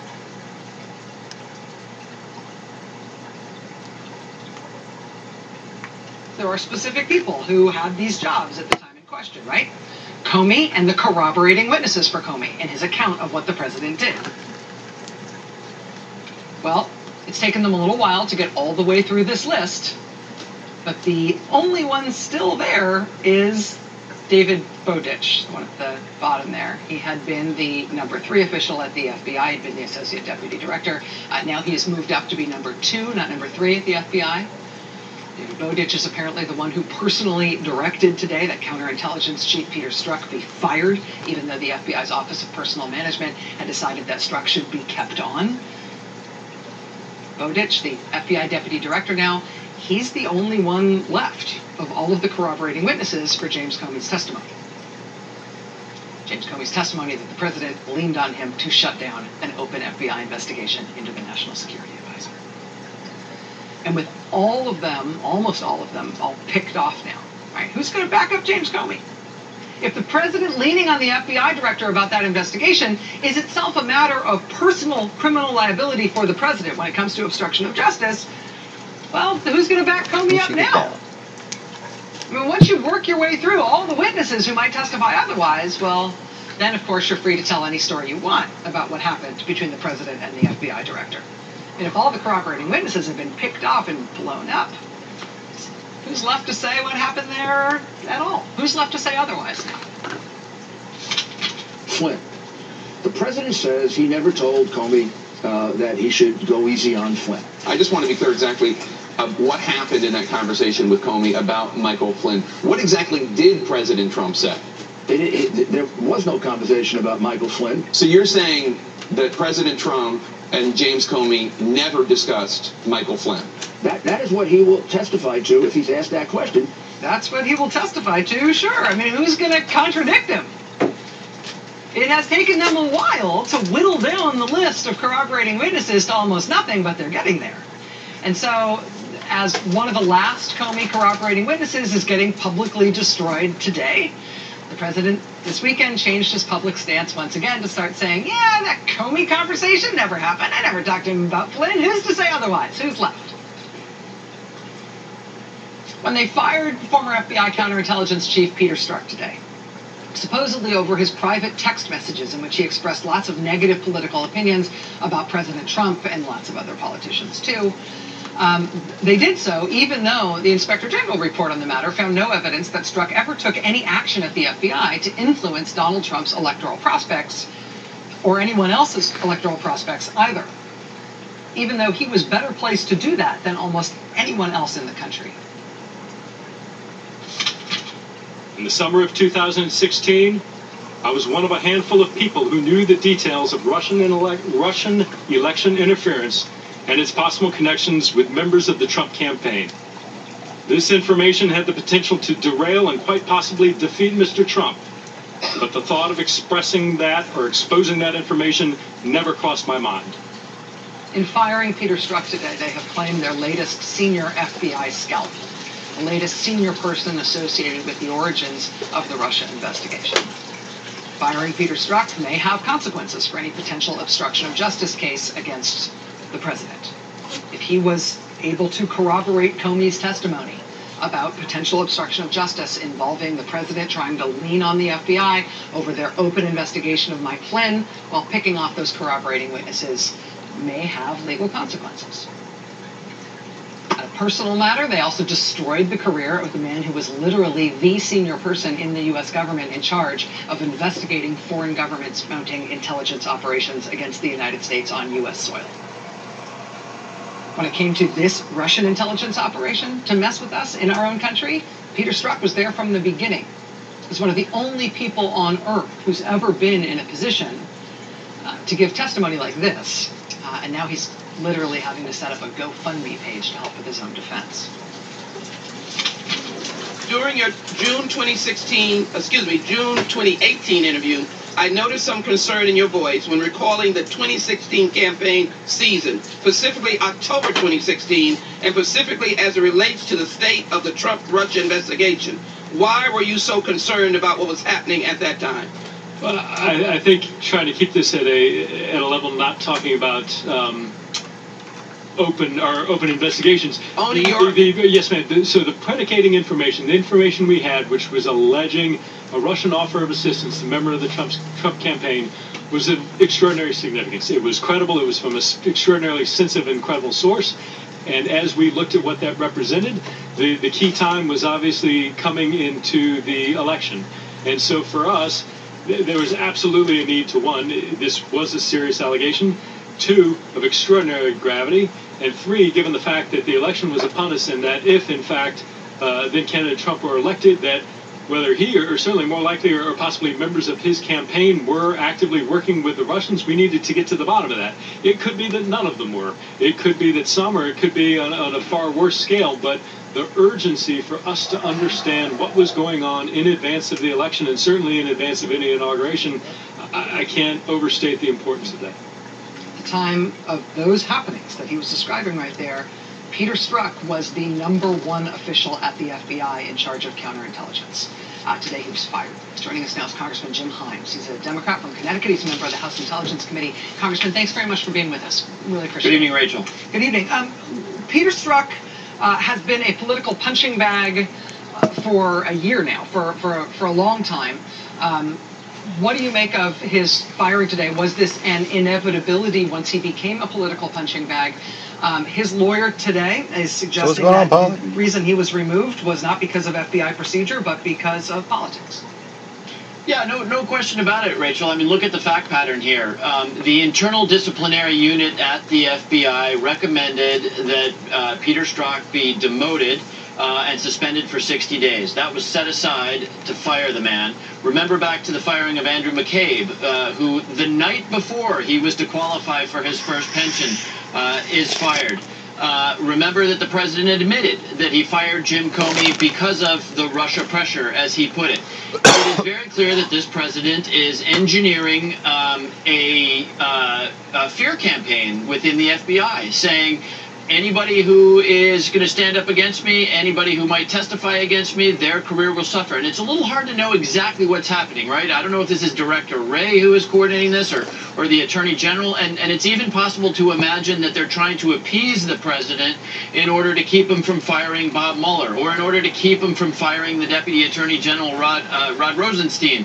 But whatever is happening, it is pretty clear that this is a performance that has an audience of one, and that one individual sits in the Oval Office. Now that we have seen the firing of Director Comey, the firing of Deputy Director Andrew McCabe, firing of the chief of the... Fire Mueller, and you will more than likely see an armed counter coup.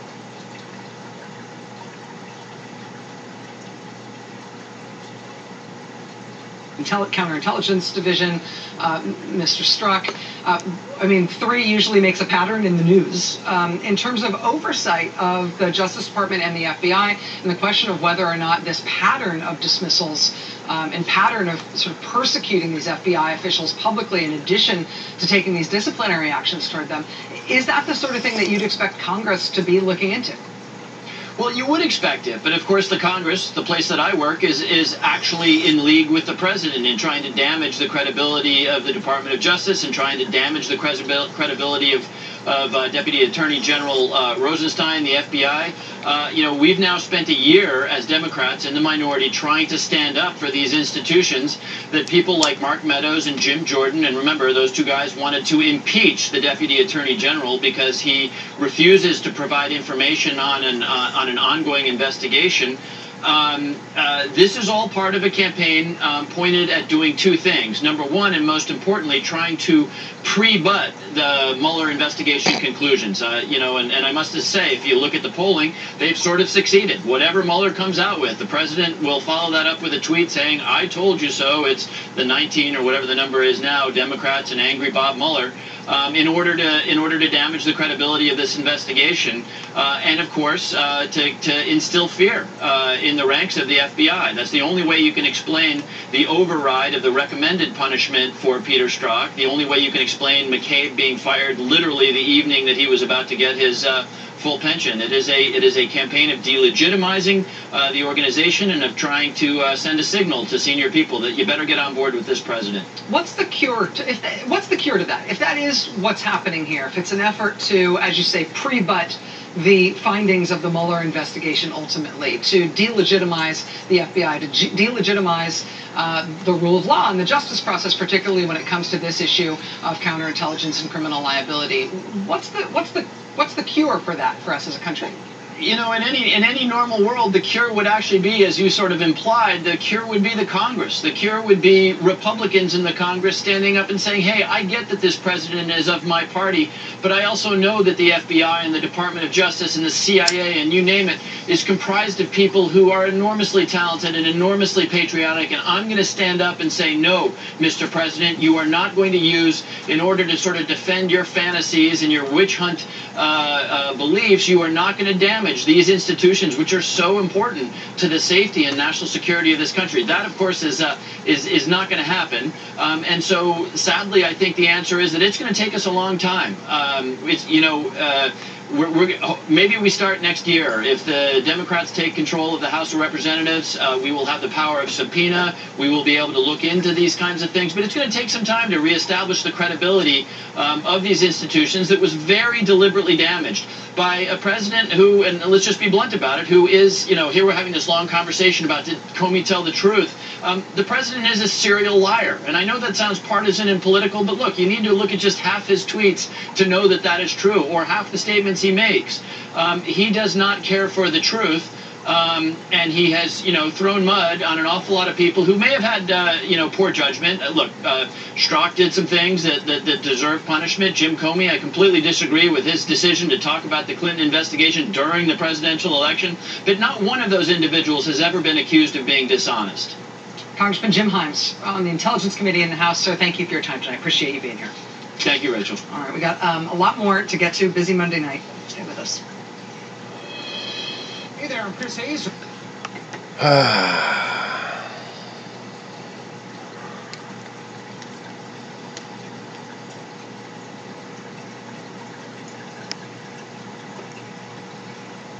So how's it going, Paulie? Tried to mumble that while it was broadcasting, while it was playing there.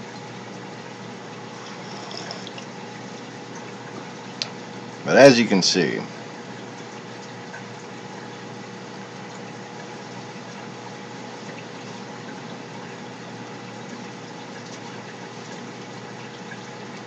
Trump and his handlers seem to be quite aware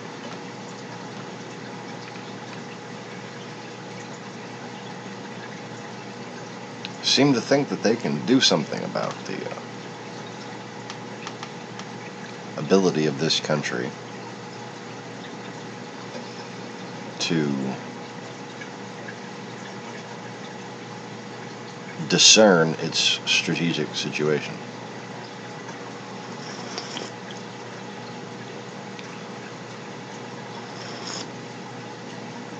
Oh my God, that's a good cup of coffee.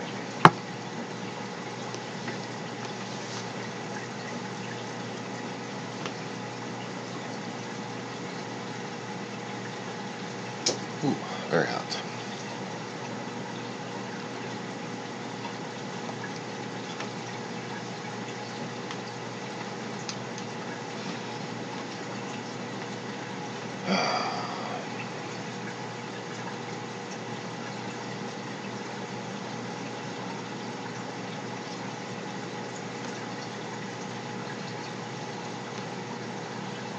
But as far as the real need-to-know people, other than Robert Mueller,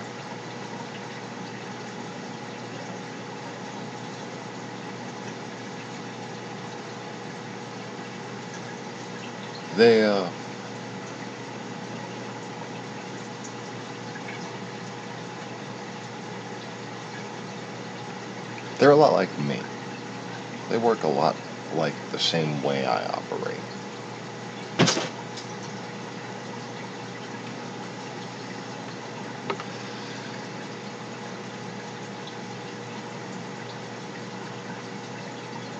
They're not in the position to make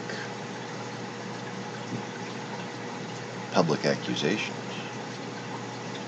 and it would not benefit them to do so.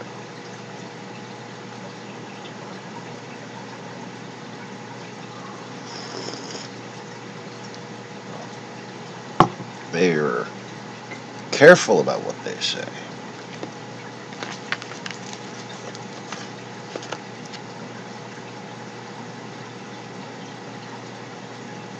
But at the same time, waiting to capitalize on confessions.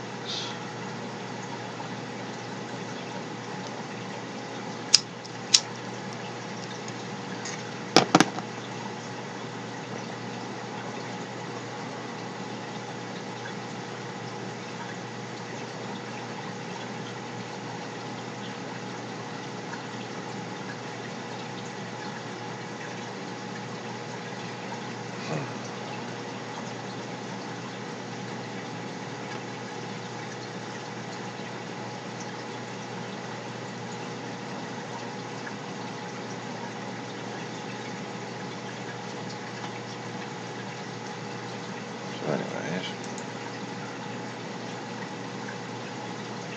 Howdy.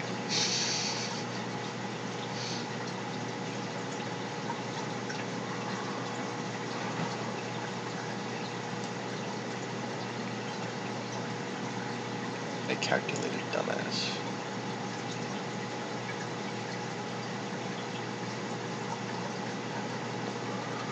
That'd be a great, screen name. How did we go from screen names? How did we go from screen names to Twitter handles?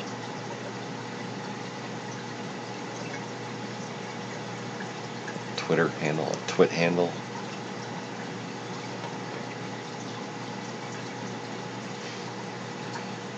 Twitter handle. This is your brain. This is your brain on Twitter. The handle, of the frying pan that your brain's in. That's all it makes me think of. I remember just being angry that Twitter was a thing, that Twitter got popular. Like, really?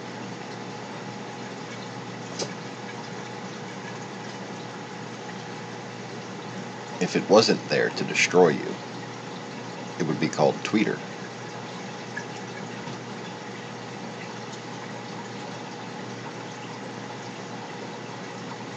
But it's literally there to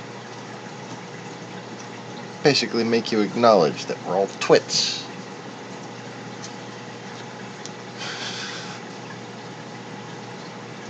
Words have power and meaning and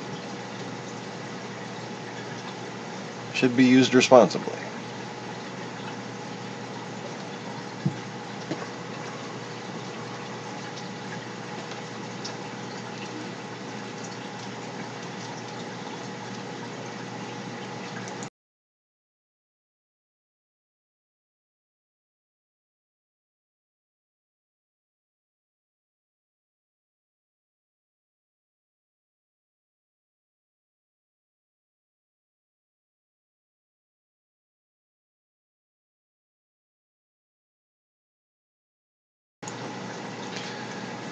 Alright.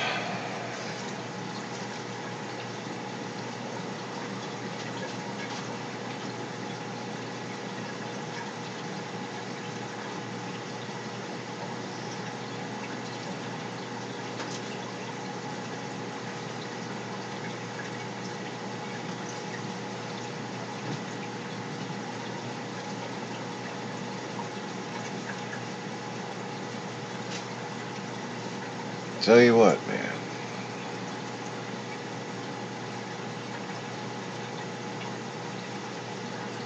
This day and age, it is, it's hard to define what too paranoid is.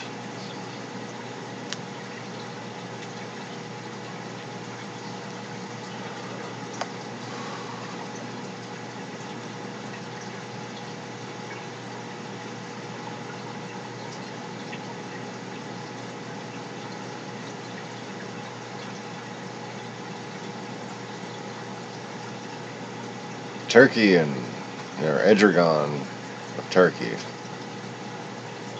and Trump seem to be playing out quite the drama.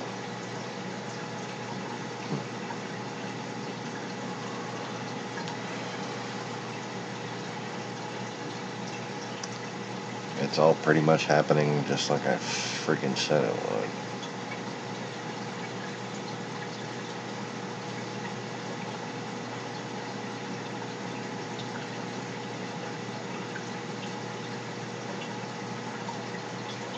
Not like a good old trade war with your allies. Right.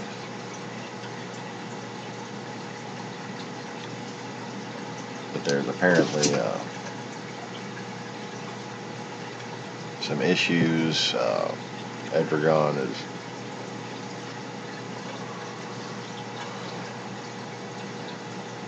is essentially saying that the United States is engaging a conspiracy to destroy the Turkish currency.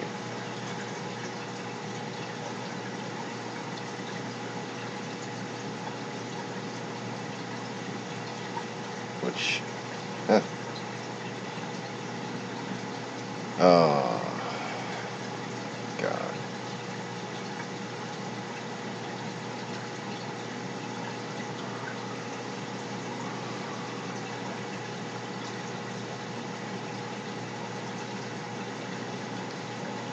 If you're gonna go fucking with people, at least fuck with one person at a time, One country at a time. Trump's just gonna fuck with everybody. He's gonna fuck with allies, he's gonna fuck with enemies, he's gonna fuck with everybody but Russia, basically.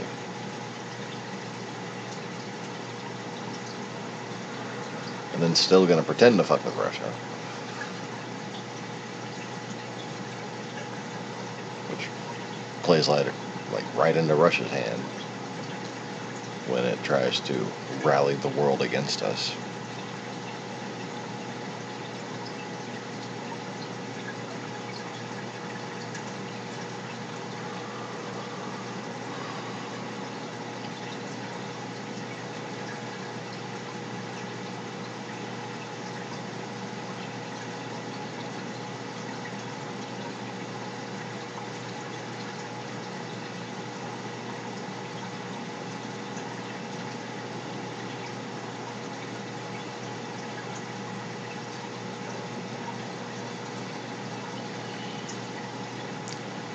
Utah man flies a plane into his home after a fight with his wife.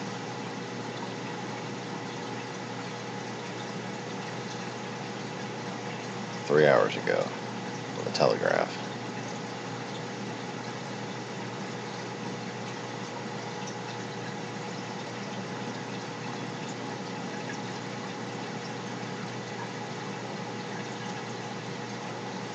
Yeah, we should have outright free trade with fucking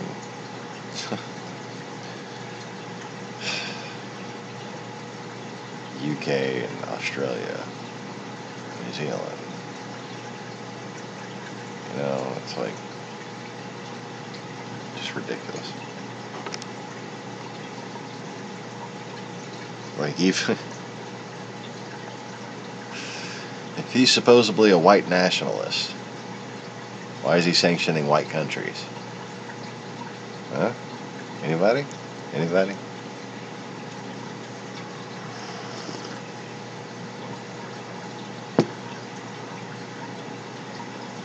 Why is he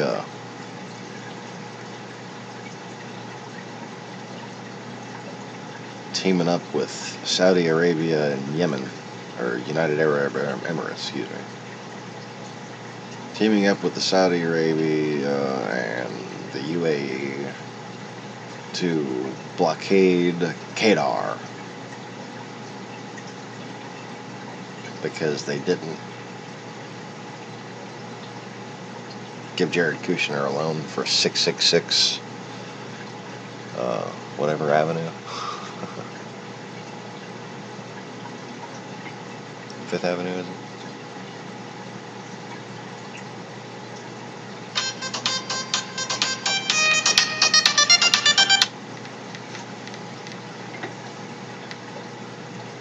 I like to move it, move it. Okay. Sorry. Physicality, physicality, physicality, physicality.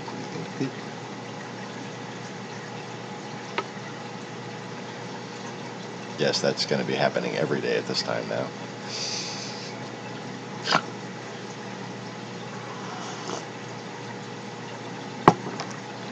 But anyways.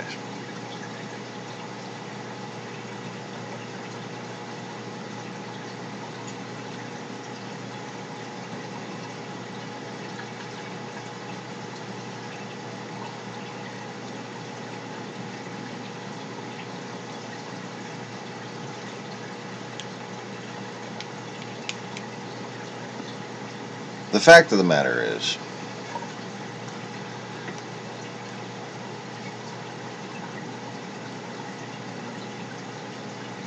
even if what I say on this channel violates the mandate of the War Commission or is considered to be sensitive for national security reasons, it is the essence of my religion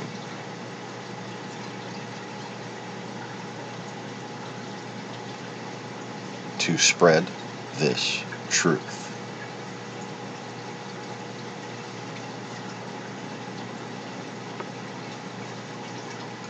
It's called Christianity. And I have no problem making the legal case that a conspiracy did in fact destroy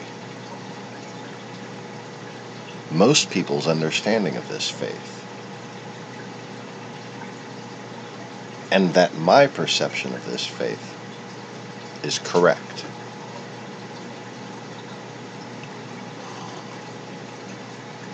And I would invite anyone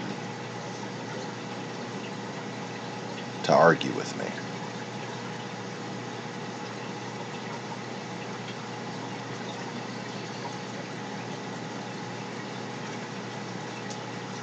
So the fact of the matter is,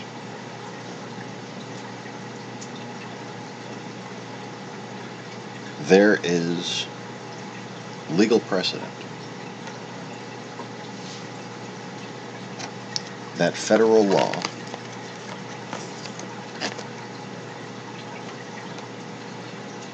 cannot violate the Constitution.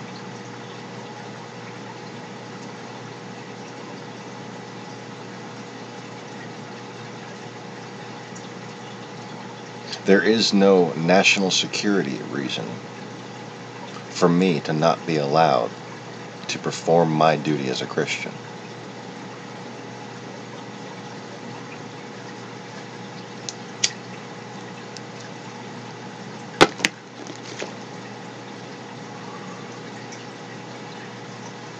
Hi, Lainey.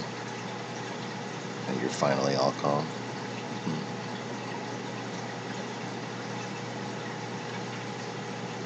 She's been just a little terror.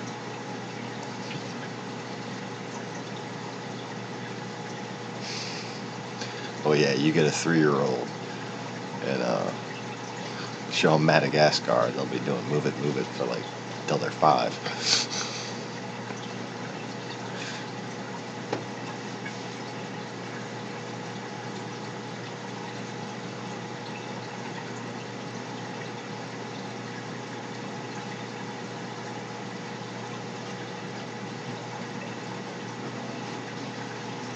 Okay, now the kitten is distracting me. But anyways,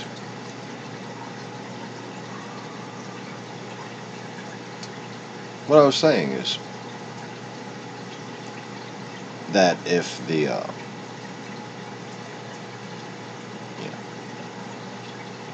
federal government wishes for me to not disclose things which are crucial to my spiritual adherence,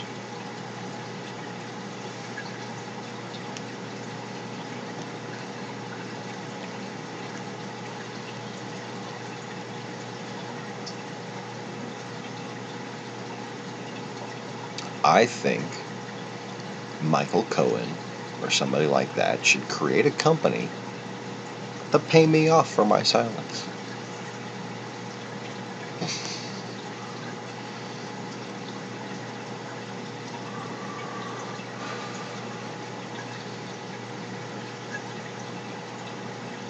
But you see,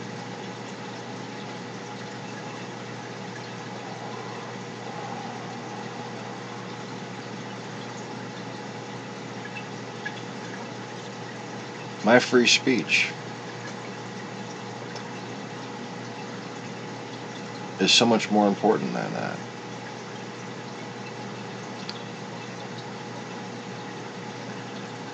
Because the essence of my responsibility as a Christian, and being sort of like the last starfighter of fucking Christians, it seems,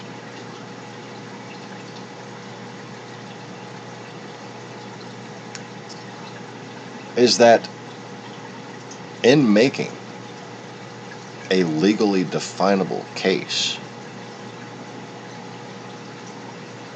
that disambiguates the actual conspiracy to distort Christian belief through actual mistranslation that can be easily proven,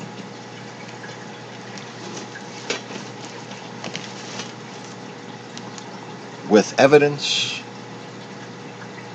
both tangible and circumstantial, and clear motive that ties whoever destroyed our religion to the very same people that are attacking our rule of law this very day.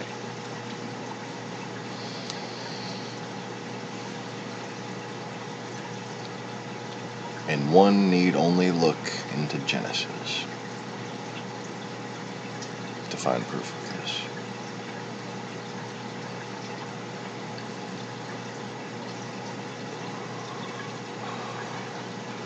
I don't need to defend myself. I'd be happy to.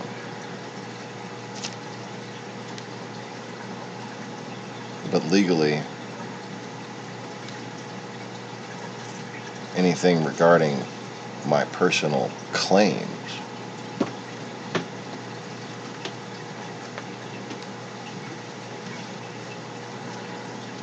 would be either stricken from the record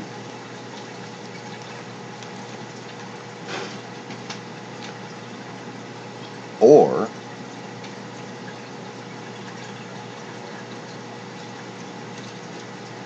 would garner great sympathy.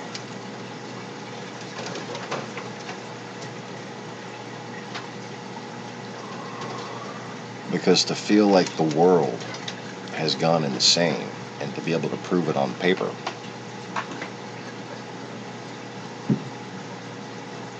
and to know of the tragedy of the oppression and mental enslavement of women and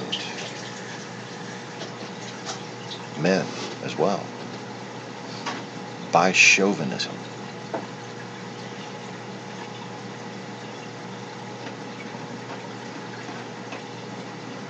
I'd be more than happy to defend any possible implications psychologically that trauma of knowing that truth has had on me.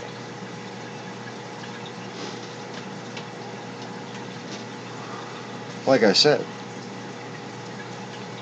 I maintain a skeptical point of view in tandem with my faithful point of view. And I am able to debate rationally about my own existence as good as any PhD who might analyze me. Excuse me, as well.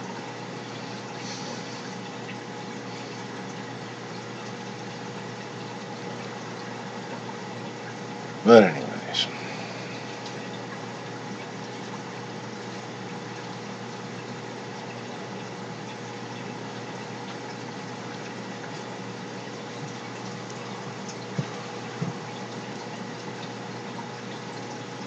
I think tomorrow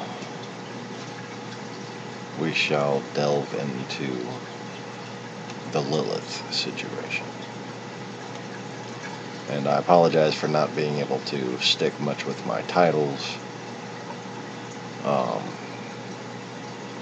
in a direct way.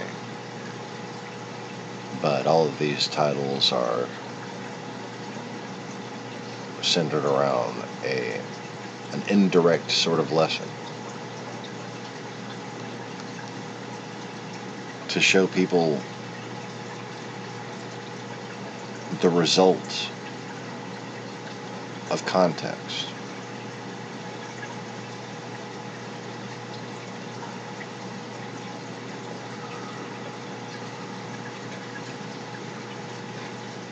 See, even if I am who I think I am,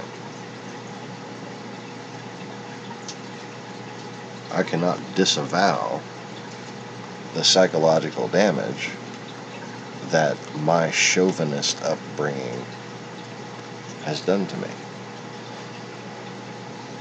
You know, I never, when I was little, when I was like my real self, I never, ever wanted to get into a fight with anyone. That concept was so alien to me.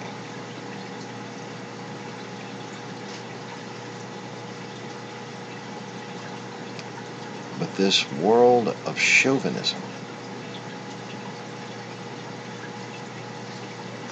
this world of advantage and leverage and deceit, this world without chivalry, this world without honor, forced me to become something that I don't even recognize. I would look in the mirror and wonder who the fuck I was.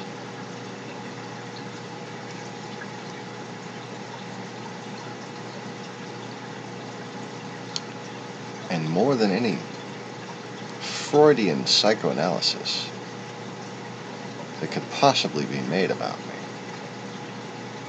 I can show factor by factor why exactly I am so flawed and why our entire society is so mentally foobar.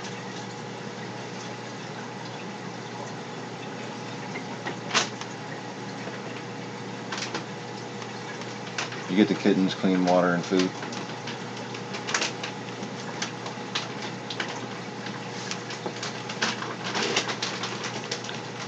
Incident at Westminster. Man arrested after crashing into Parliament in his car. Being treated as a terrorist attack.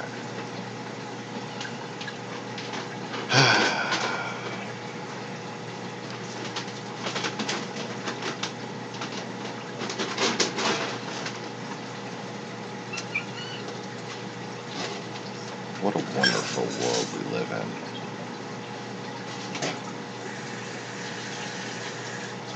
where the only people willing to fight for what they believe in are the ones who have been led to believe in a lie.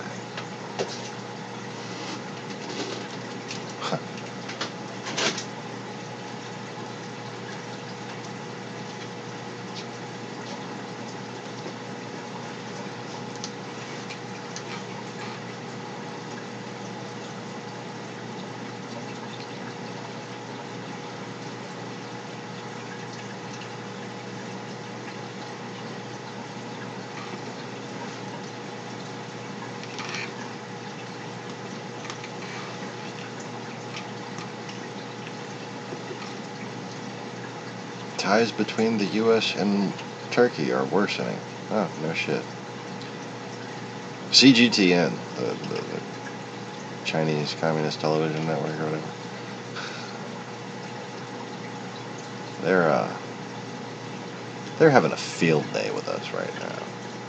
Like they're just every title of every fucking clip is just so proud to announce how much we're fucking things up. It's hilarious.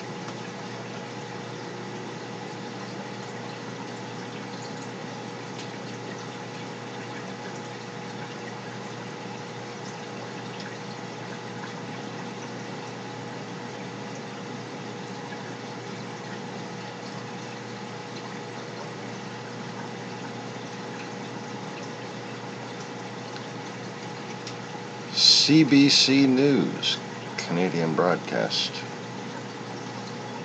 says Google is tracking you even when you tell it not to. No shit, Sherlock.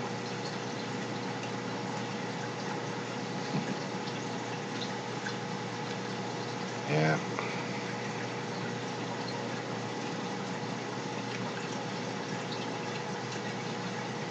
Complacency is a demon. Demons I can handle. Electronic suppression, I can't do much about.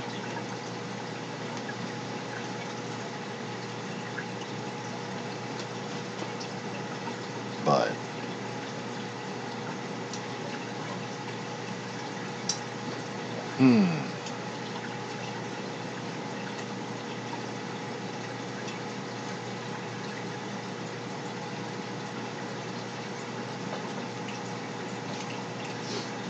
where this could lead, if it goes horribly for me,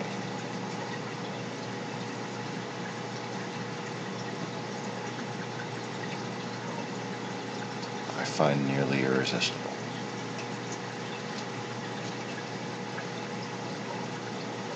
But I still would be more than happy to actually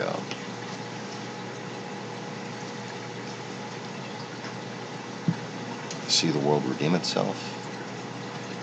You know? What a concept. Anyways.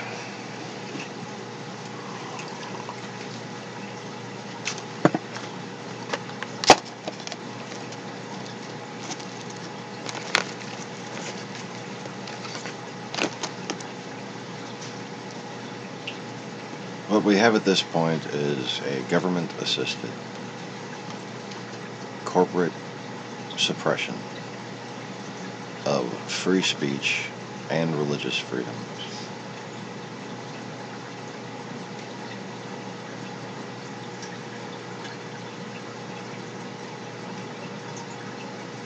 That also conspire to oppress women. Free speech. Freedom of religion. Freedom from religious persecution, which includes lies told about a religion.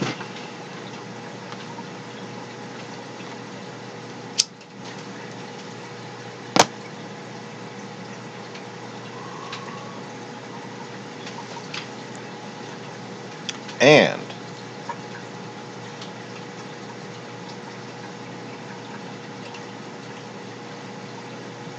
gender discrimination.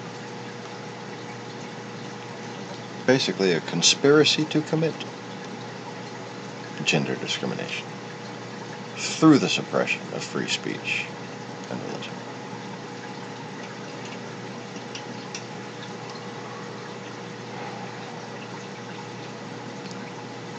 Now, if that's constitutional, I wonder if the Constitution was made by Charmin or AngelSoft.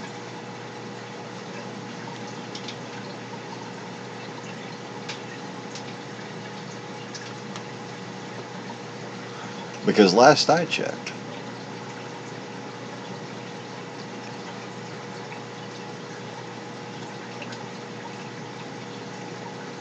we had rights. And they were inalienable. So you don't get to say for national security reasons when you tell the Choctaw they can't do peyote.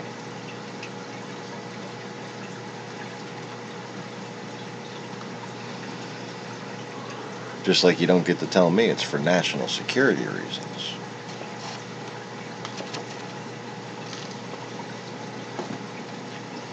That I don't get to defend my country and the truth and chivalry.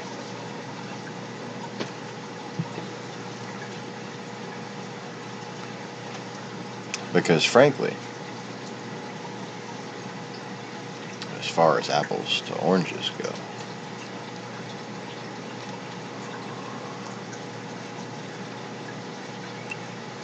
one could make the case against peyote.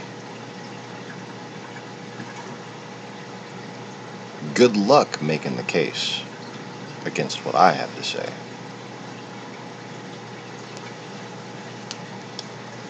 Anyways.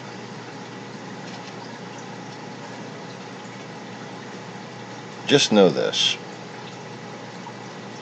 At the point at which I have to take physical action,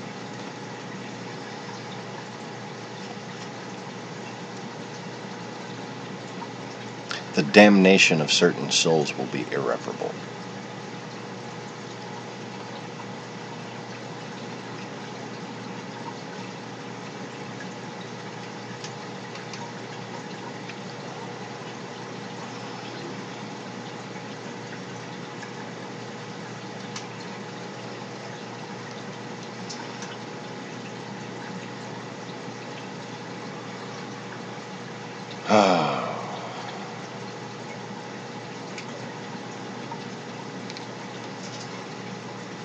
Yes, indeed. Also, the whole conspiracy to defraud the United States thing. Conspiracy to defraud the American people.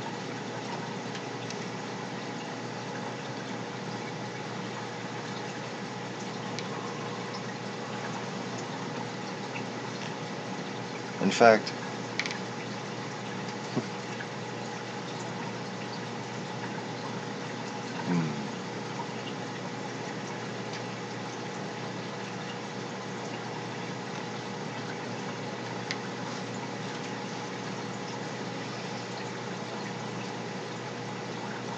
at this point, I could almost sue for recognition.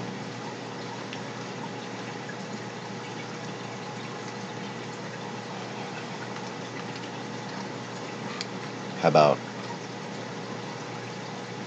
libel? How about slander?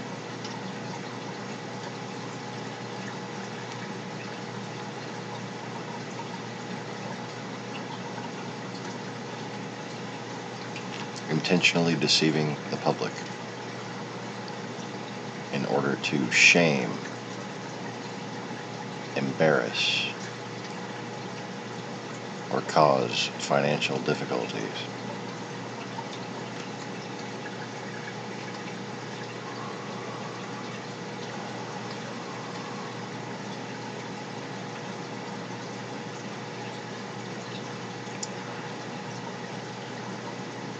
on behalf of the House of Magdalenia.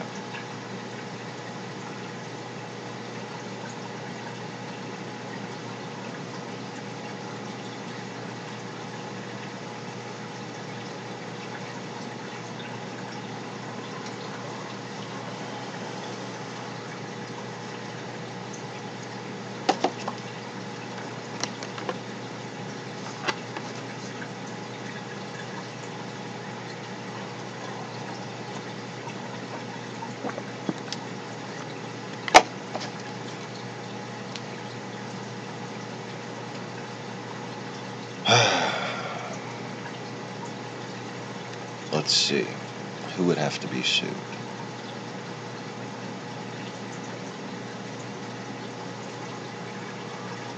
The Catholic Church.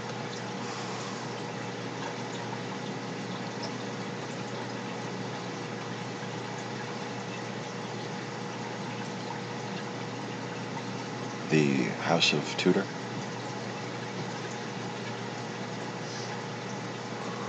Isn't that who's in there? Yeah.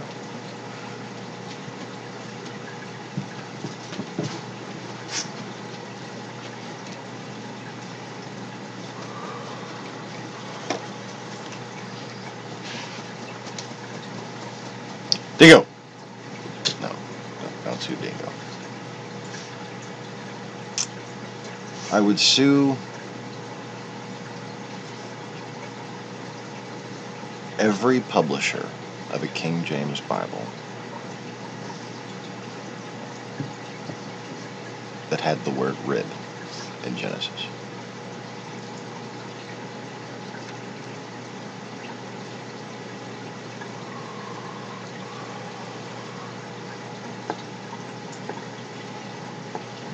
I would sue them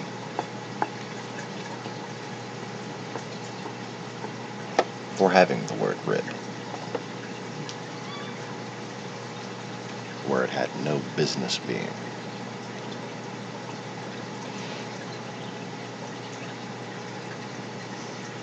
And I would sue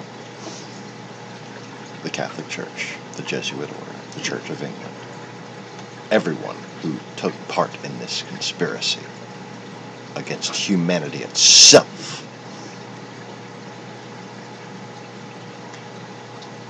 for the psychological damage they have done. And if you're thinking it's incalculable, you'd be right.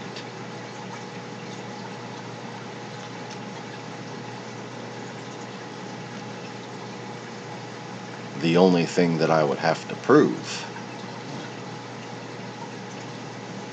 is that I am the aggrieved party.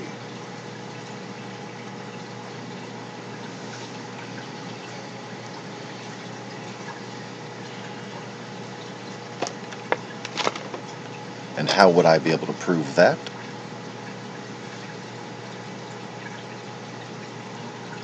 By proving that I was the first one to know what I knew.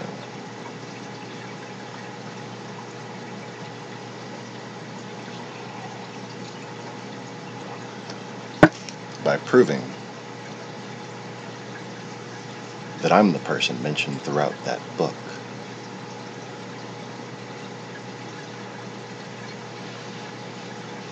Which seems fairly easy at this point.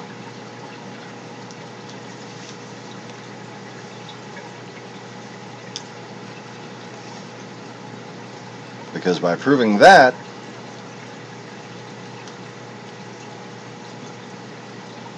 I prove not that I'm the identity of the aggrieved party,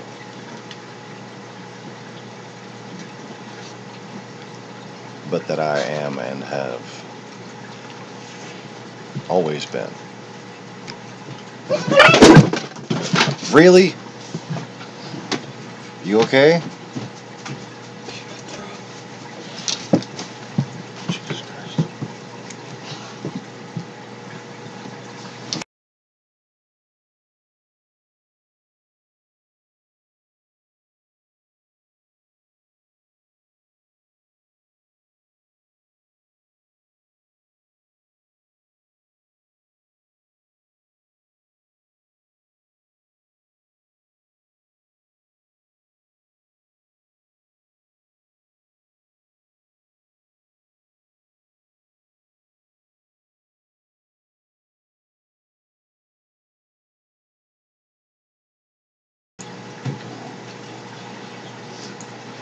Oh, I unmuted it just in time for the sound of the toilet flushing.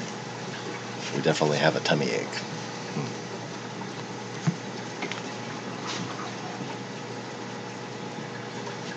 Tripped over Dingo on the way to the bathroom to throw up.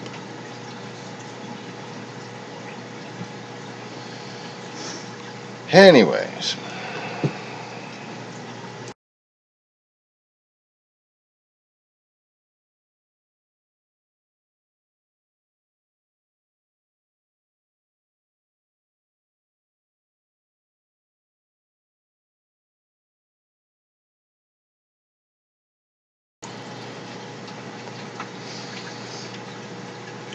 So yes.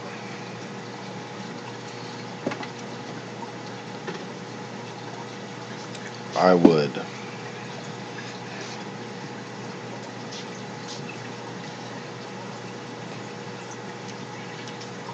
even have no problem getting Russia's assistance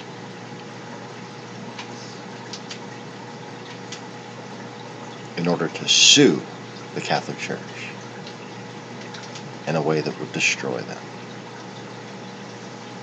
Oh, I'm sure even Russia can't resist something like that, as obviously tactically incorrect as it would be.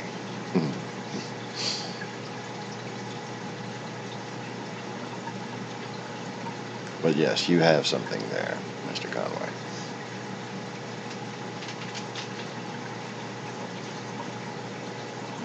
Sue on behalf of all Gaelic and Celtic peoples, of all families that can trace their lineage to matriarchal societies.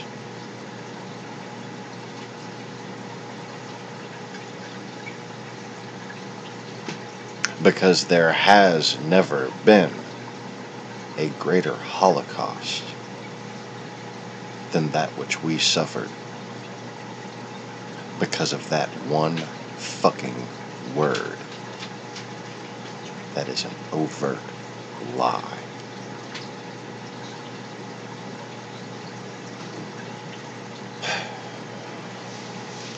Anyways.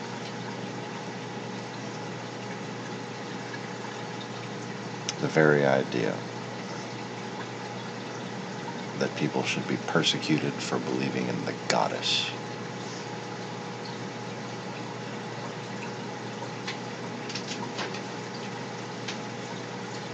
That women themselves required some sort of redemption.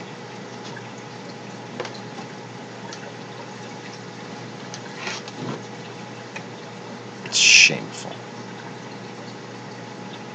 Anyways. Yeah, women have been the victims of it. But men have all become mentally ill because of it as well, and made to objectify and subjectify women because of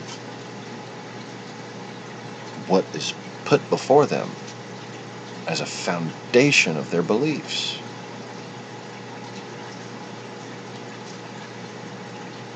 If the Federation came back in time, if aliens visited our planet, they would see this as the primary, most obvious root of our illness as a society. And we need to fix it. Somehow. Thanks for watching, y'all. I gots to go. Peace.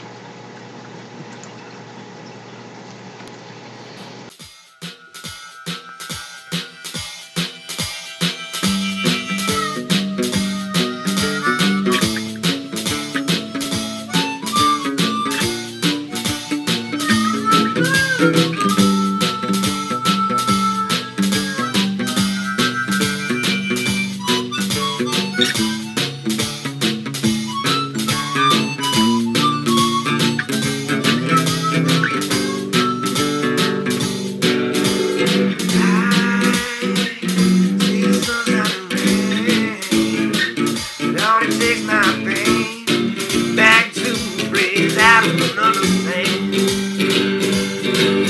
I've known, Lord, I've known. It's in my heart, and baby, down in my